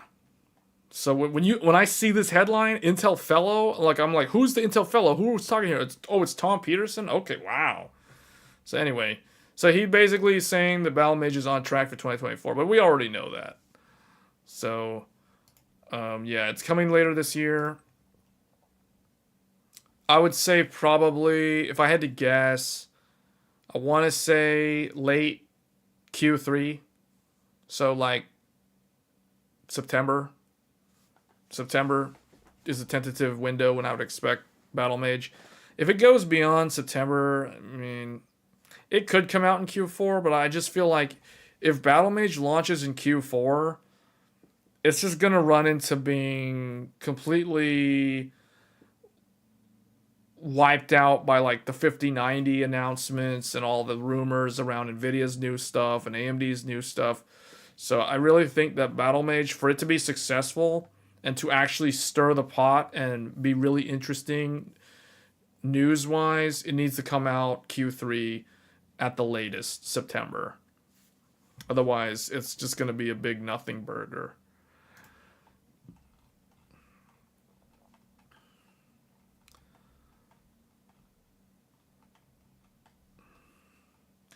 All right, so I don't really have a whole lot more. We have a lot of viewers, but not a lot of people asking questions in the chat. So if you guys have questions about any products that were at CES, or any of the articles that we talked about, or anything that's like the games, we got a lot of games that are coming out this month. We have The Last of Us Part 2. We have Tekken 8, Like a Dragon, Infinite Wealth. And there was another one that escapes me right now. Can't remember the name, but there's another game too. Nvidia kind of leaked a couple of games. Like, they sort of leaked Horizon Forbidden West. They didn't say when it's coming out, but they mentioned it for 2024. So, but, you know, we kind of already knew that because it's almost 2 years since that game came out on the PlayStation 5. So I would expect Forbidden West is coming out sometime in the spring, if I had to guess. And then we have Granblue Fantasy Relink is coming out February 1st. Final Fantasy VII Rebirth is coming out at the very end of February. That's going to be on the 29th. Rise of the Ronin is coming out in March, alongside Dragon's Dogma 2. So there are a lot of games coming out at the beginning of the year. So it's like front loaded in Q1. I have no idea what's coming out in the rest of this year. Hey Pentium, what does a fellow do? A fellow's purpose within a company is to help. Basically, a fellow is kind of like a Jedi, council member who is within the organization. Their goal within the organization is to help help the upper management team, like the CEO, the CTO, etc., make sure that that the company as a whole is focusing on the right things. So a fellow's role is more of like a strategic advisor within the company, at the front of the company, basically helping them steer the company in the correct direction. So, like for example, I would imagine Tom Peterson, because he focuses on the graphics side and he's an Intel fellow, he is probably responsible for making sure that Intel is incorporating all of the major technologies and features that graphics technology is expected to standardize around in the next 5 to 10 years.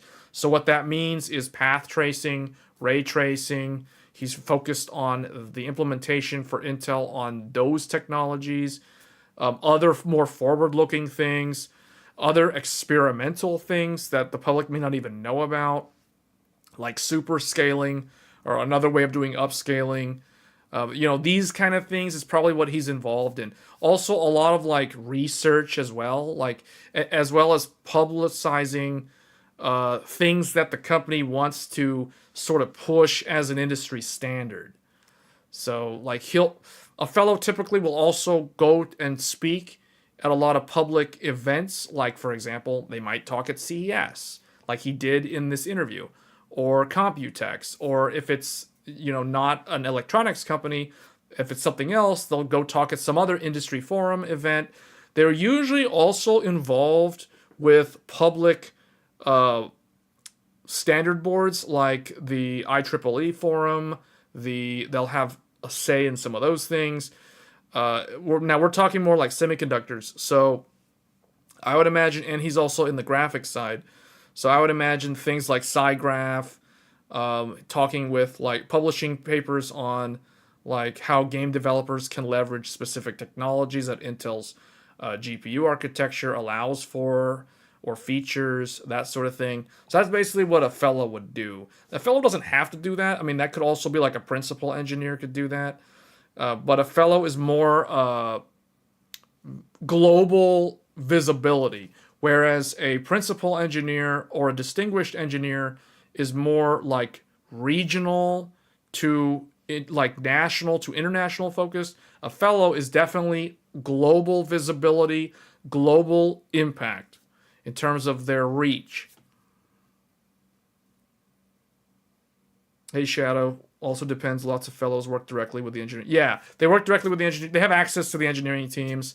But typically, fellows are more like not just like within the company. Some of what they do is more publicly visible. Hence the reason why you see like he's kind of like, at this point, Tom Peterson's kind of the poster boy for Intel's graphics cards, because he's like the one guy who's always talking about them, and he is an Intel employee at the end of the day. So he has a very public-facing appearance. Now, you don't have to be a fellow to do that. Obviously, like people like Robert Halleck, he used to be at AMD. Now he's at Intel. He's not a fellow, but he's like a what do you call it? More like product marketing manager, or then eventually like director level. But like those type of people, they do that. But fellow is more like, what is the industry standard? What is the industry doing? How does the company stay relevant? What more involved with the strategy and kind of making sure that the engineering teams are not going down the wrong direction. Like if everybody's doing like one thing and your company is doing this thing, like you either need to pivot or you need to somehow convince the industry that what you're doing is the better way of doing it. And that's kind of like what fellows get involved in. Now he's leading AI marketing over at Intel. Yeah.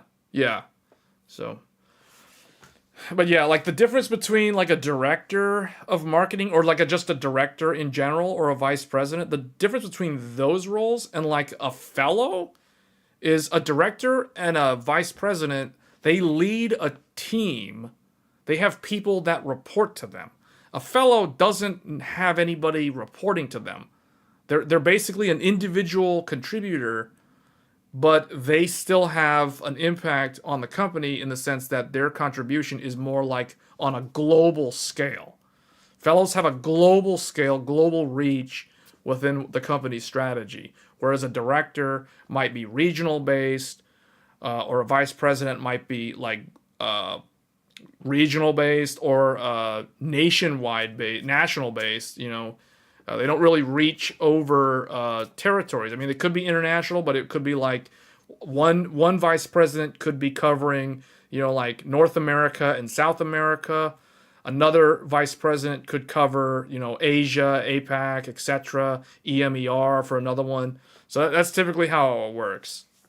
But a fellow is none of that. Like, a fellow doesn't really have a region. They're pretty much like global in terms of visibility. So I hope that answers that for those that were curious.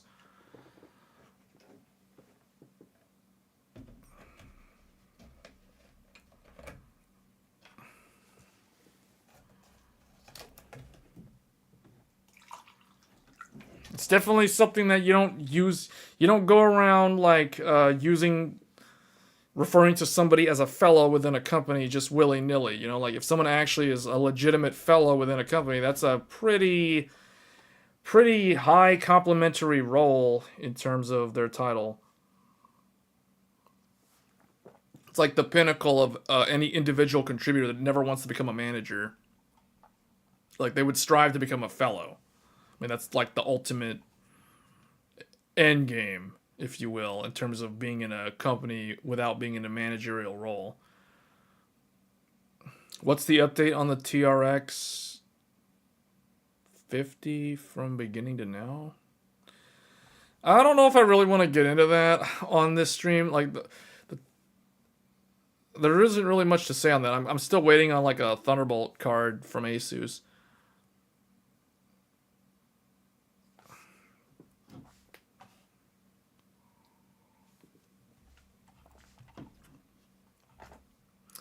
Yeah, there's a lot of interesting. I don't know what laptops are doing for like OLED.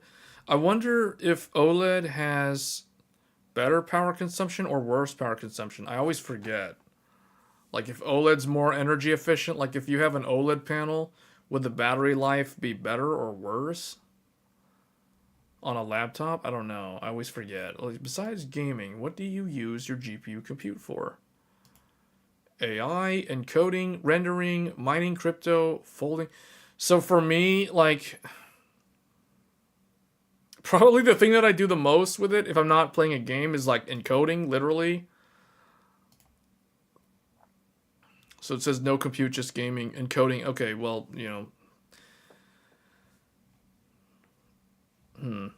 I guess they needed to include this. This is kind of like an else statement, so.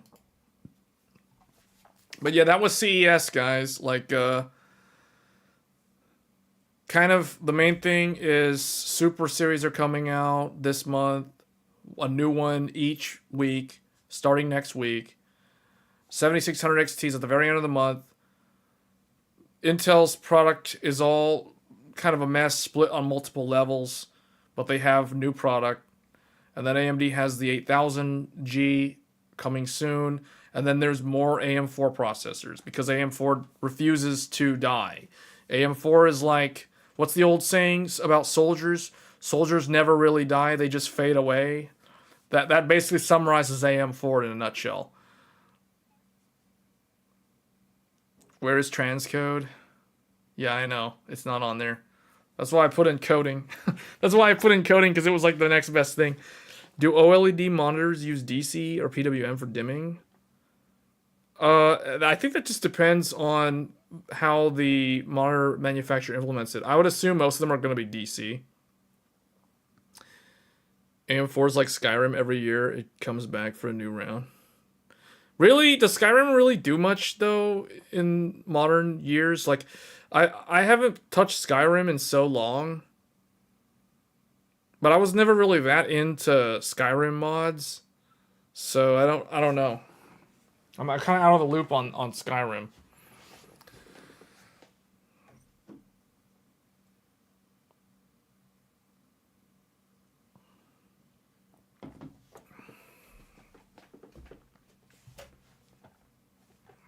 This year they're trying to introduce paid mods. Oh, wait, for Skyrim?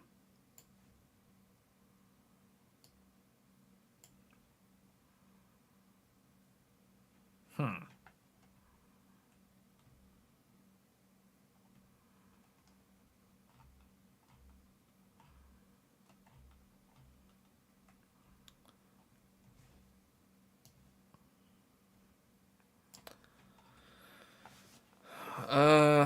Yeah, the only thing that really caught my eye at CES was that one case from Asus.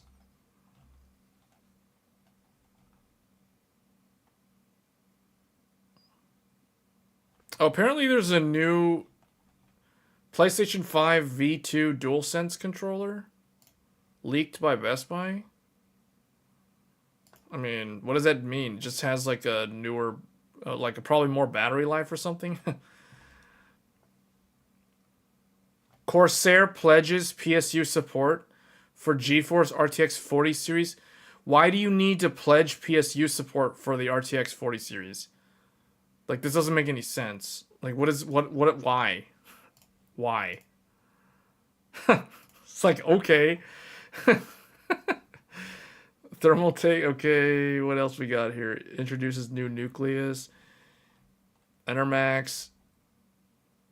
See, the thing is, these companies like Enermax, I fear for their future when I see more companies like Asus, MSI, and Gigabyte starting to sell cases, peripherals, power supplies, things that these companies rely on for their margins. I feel like whenever these larger companies, like the motherboard companies, start selling these things as well, it just kind of, it dilutes the profit margins for these companies to a degree. So it just, I don't know. Like, I don't like it. And I've largely ignored any of like Asus, MSI, Gigabyte's attempts at these sort of products until now. Asus now actually has something that I'm actually interested in. That new case that JJ showed off.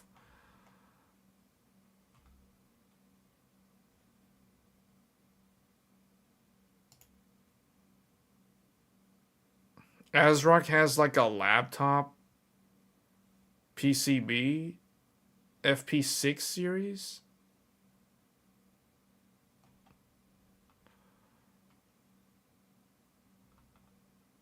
Ryzen embraces 7 nanometer. Cooler PCI Gen 5 SSDs incoming with new controller. Well, it's about time. This is why most people have been just waiting around for PCI Gen 5. They've been kind of ignoring it until they can get the heat generation down.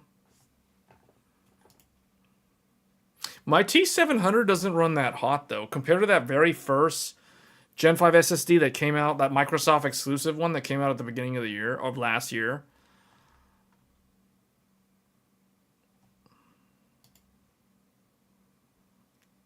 See, like, Enermax has their AIO, but, like, now everybody has their own AIO.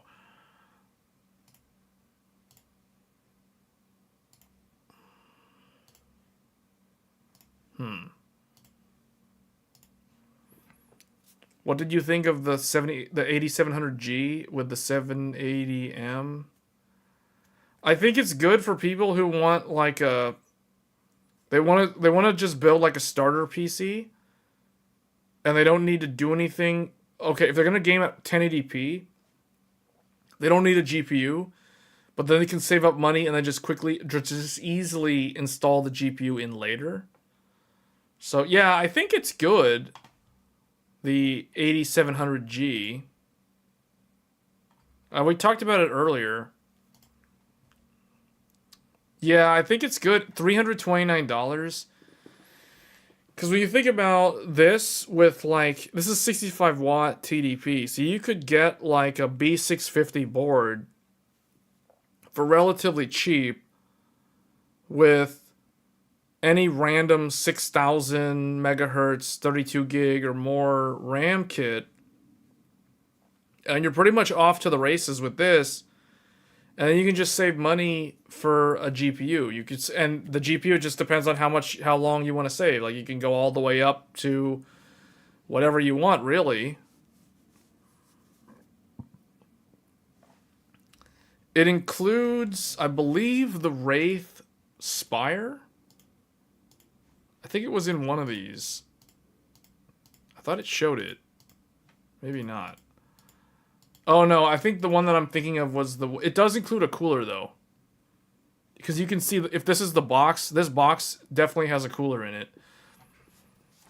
I'm guessing because it's 65 watts, it's probably the Wraith Spire or the Wraith Stealth. It's going to be one of those two.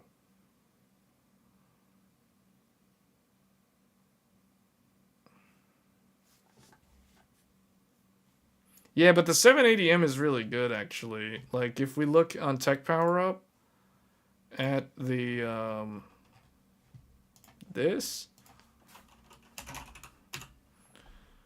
like 780M, the 780M is about as fast.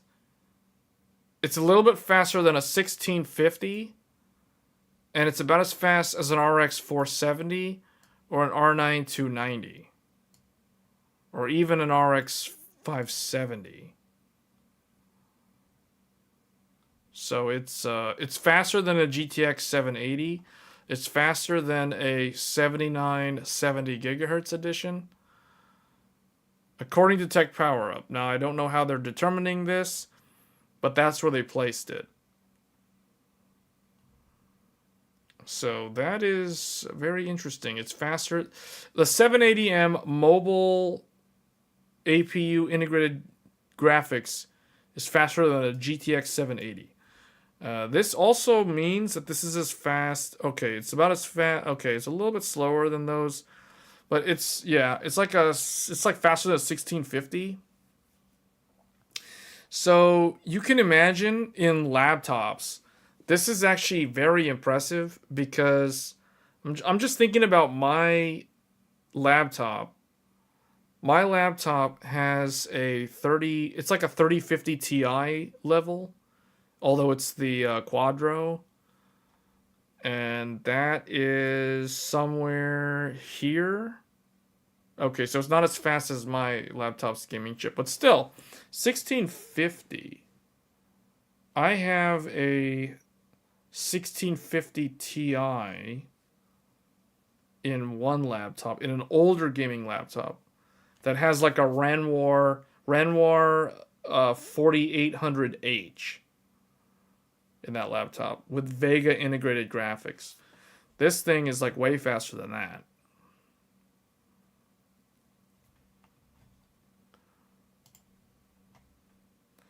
So yeah, that one is definitely the one to get.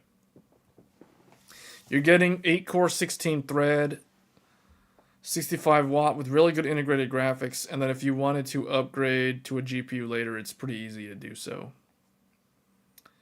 Is the 12CU RDNA 3 the biggest they could fit on the APU? I guess. I don't really know, but I assume that's the case. So, but I don't really know 100% on that. I didn't even know there was a 740M, to be honest. Like, that one to me is kind of new.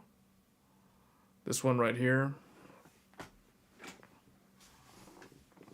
Do you think the 7800 XT is enough for moderate streaming, editing, and gaming? Yes. Yeah. Why wouldn't it be? The question that you should ask yourself is, what monitor resolution do you have? That's the question. It's not about like, can the card not do it? It's, can the card fit the resolution that you're going to be gaming at and streaming at? That's the main key.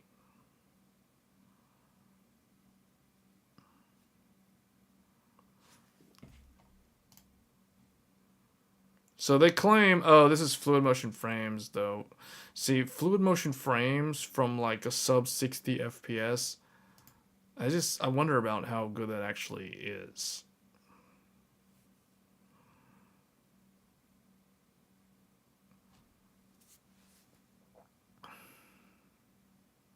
You heard really bad stuffs?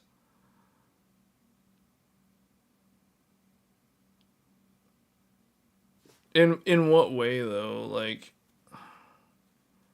you'd have to explain like what you heard because I'm not sure. I haven't experienced anything.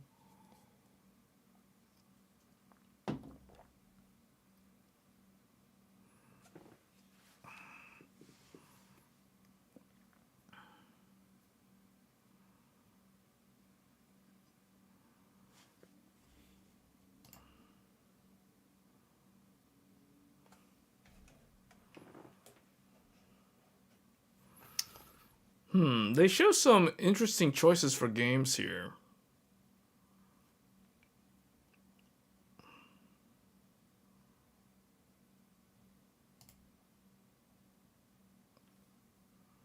Do you have like any like evidence with that? Like rendering? You're claiming like rendering is far behind Nvidia older gen? Like can you provide like actual references though? Because anecdotal evidence, like that's not really gonna cut it. Because the thing is, it depends on what the people who are making those claims. It depends on what they're actually using. Because I can see how with Blender, Nvidia, because of the way CUDA works on Blender, yeah, Nvidia's better for Blender, specifically for Blender. But for the other things that you mentioned, there isn't really that much of a difference, to be honest. Where has the VIA x86 CPU gone? They're like nowhere to be found these days. I don't know.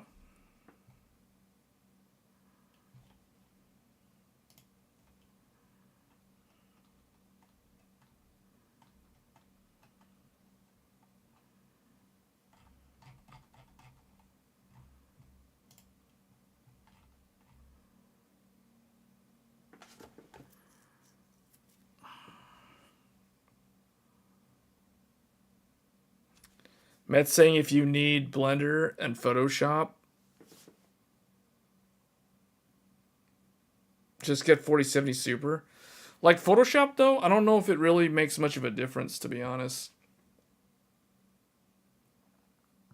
Yeah. You guys would have to look at, like, actual professional reviews, though. I know in the case of Blender, like, the thing is Blender has plugins that work with CUDA, which is the reason why people will oftentimes cite NVIDIA for being better when it comes to Blender. But that's the only one that I know of. Like, for all the other things, like streaming, gaming, all that other stuff, like, it's really, the 7800 XT is, like, offering better value most of the time.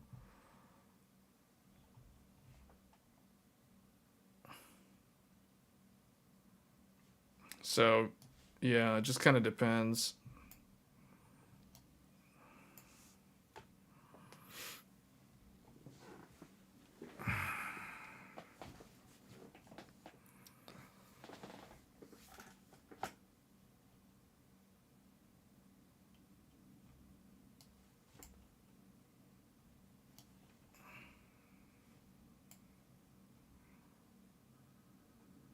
It's your first build, so kind of hesitant.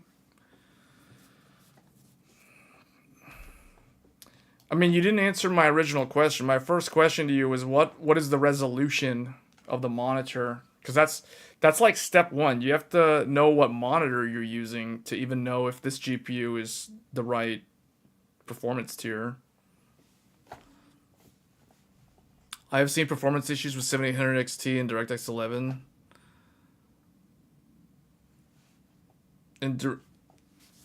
Okay.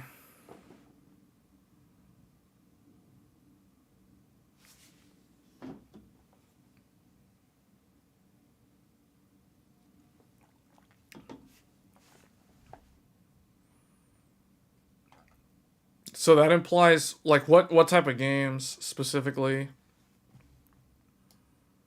Mostly 1080p, even entry 1440p here above 350. So hold on a second. So if you're doing 1080p, why are you So, okay, 1080p is going to be like a different type of graphics card. I mean, you could get a 7800 XT for 1080p, but I don't know if it's worth it, to be honest, unless you're going to change the monitor. Because the thing is, the 7800 XT is more like a, it's more like a 1440p graphics card. So if you're on a 1080p monitor, then I don't know, man. I feel like 1080p in my mind is gonna be like 7700 XT, and the 4060 Ti, like those type of graphics cards.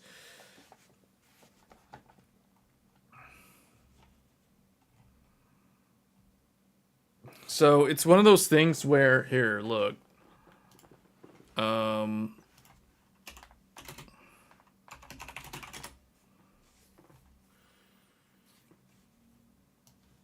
So check this out.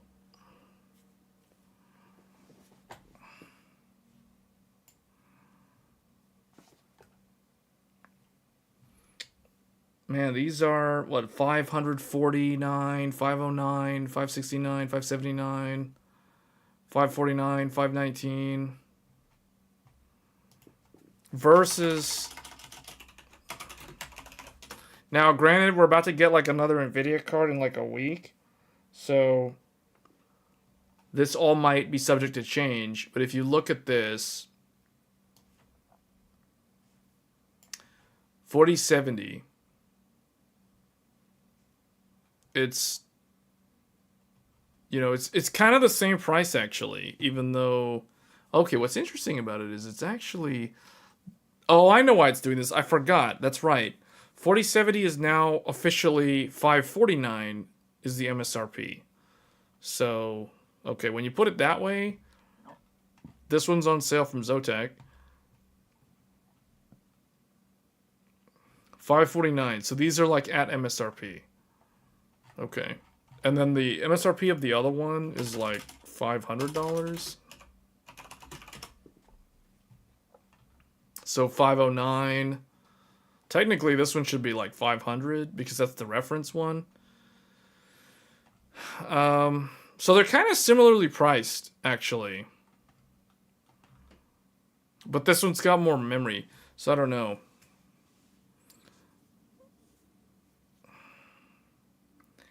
Any monitor look good no matter the display resolution? Or any monitor that looks good no matter the resolution? What do you mean? Like, no, no, the monitor, like, even if the monitor is 1440p, like, it depends on the monitor. Like, certain monitors are going to look a lot better than others. I'm just saying, like, this GPU is meant to be paired up with a 1440p monitor. Like, you could do 1080p with this, but it's kind of not optimal. Like, I don't know. I feel like this one is the maximum for a 1080p in terms of the pricing. The 7700 XT. But if you're going to upgrade the monitor, then yeah, I feel like this...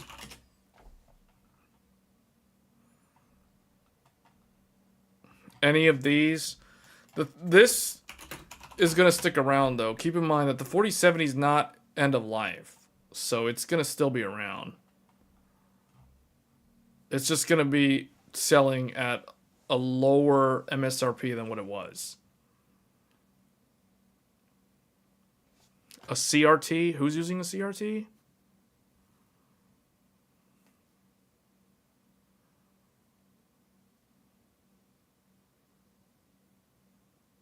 Oh, you're talking about where? So where are you based out of?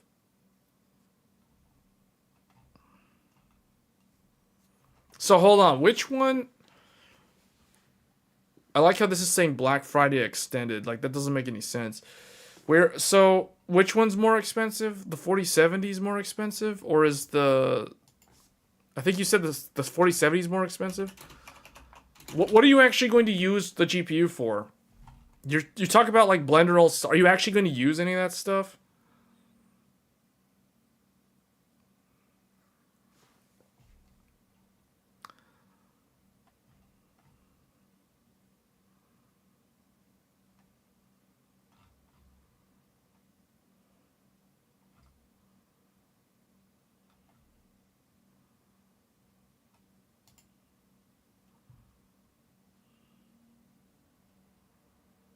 I mean, this one's kind of a basic one. This one will probably cool a little bit better than the reference card. I don't know. I kind of like the reference card. I just wish the reference card had lights. A CRT looks good no matter the resolution, no scaling. Wait, who? Oh, any monitor that looks good. Oh, you're answering Pentium. Okay, I see. Yeah. Okay, anyway, yeah, I don't know. I would still recommend this. Otherwise, you're just gonna have to wait around for the Super to see how that does. But I still think this one's good. But you never answered my initial question about, like, what are you actually going to use the GPU? You said your 1080p monitor, you want to upgrade to 1440p. Okay, that's fine. What are you actually going to use the GPU for? Like, just gaming? Other things? Because when people tell me, they ask about, like, Blender and stuff, do they actually... Wow, like, there's no reason to ask me about Blender if that individual already uses Blender. You know what I mean? Like, why ask me about Blender if you... Because I don't use Blender. So it's like, I don't really know how to answer that.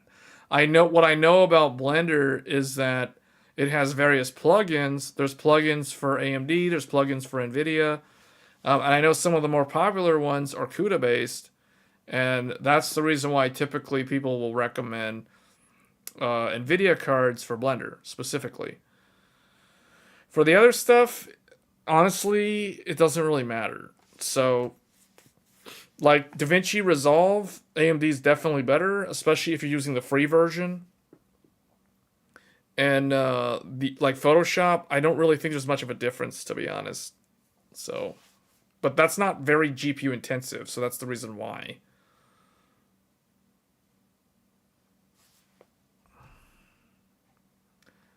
So, I don't know. I mean, I feel like whenever people ask me what GPU, and they always have, like, this idea in their mind of what they already kind of want, but then they want my opinion, but then, like, they don't really tell me what they're going to use the GPU for. It's like, I can't really make an accurate recommendation off of that, you know? Other than the generic things, like which one offers the most memory for the lowest amount of money.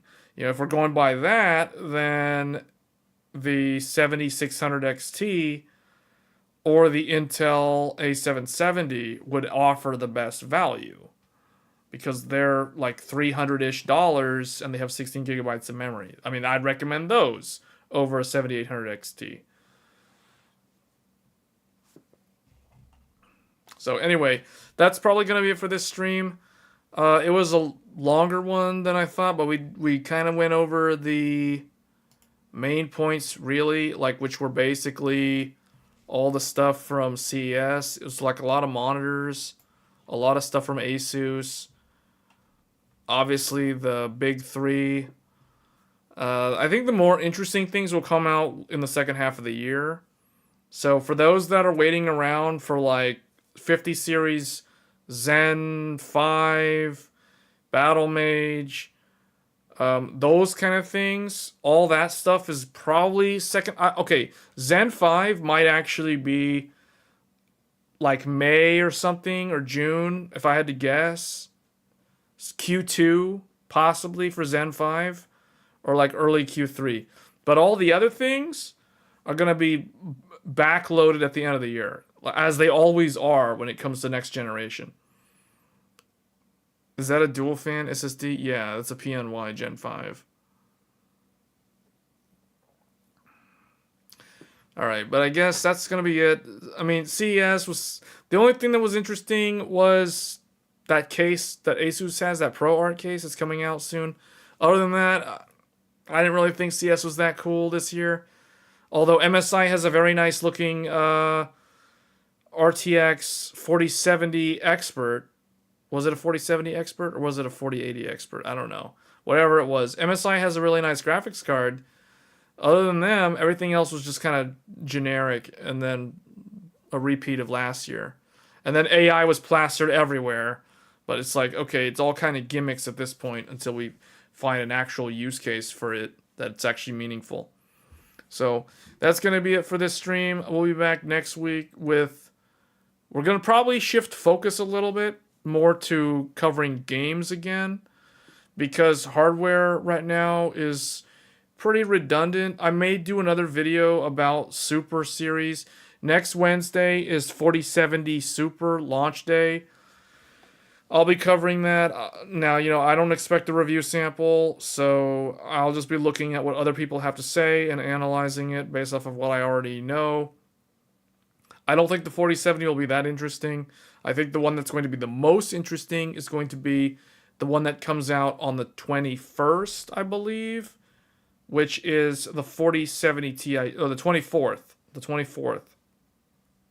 So just under 2 weeks from now. The 4070 Ti Super, I think that's going to be the most interesting one.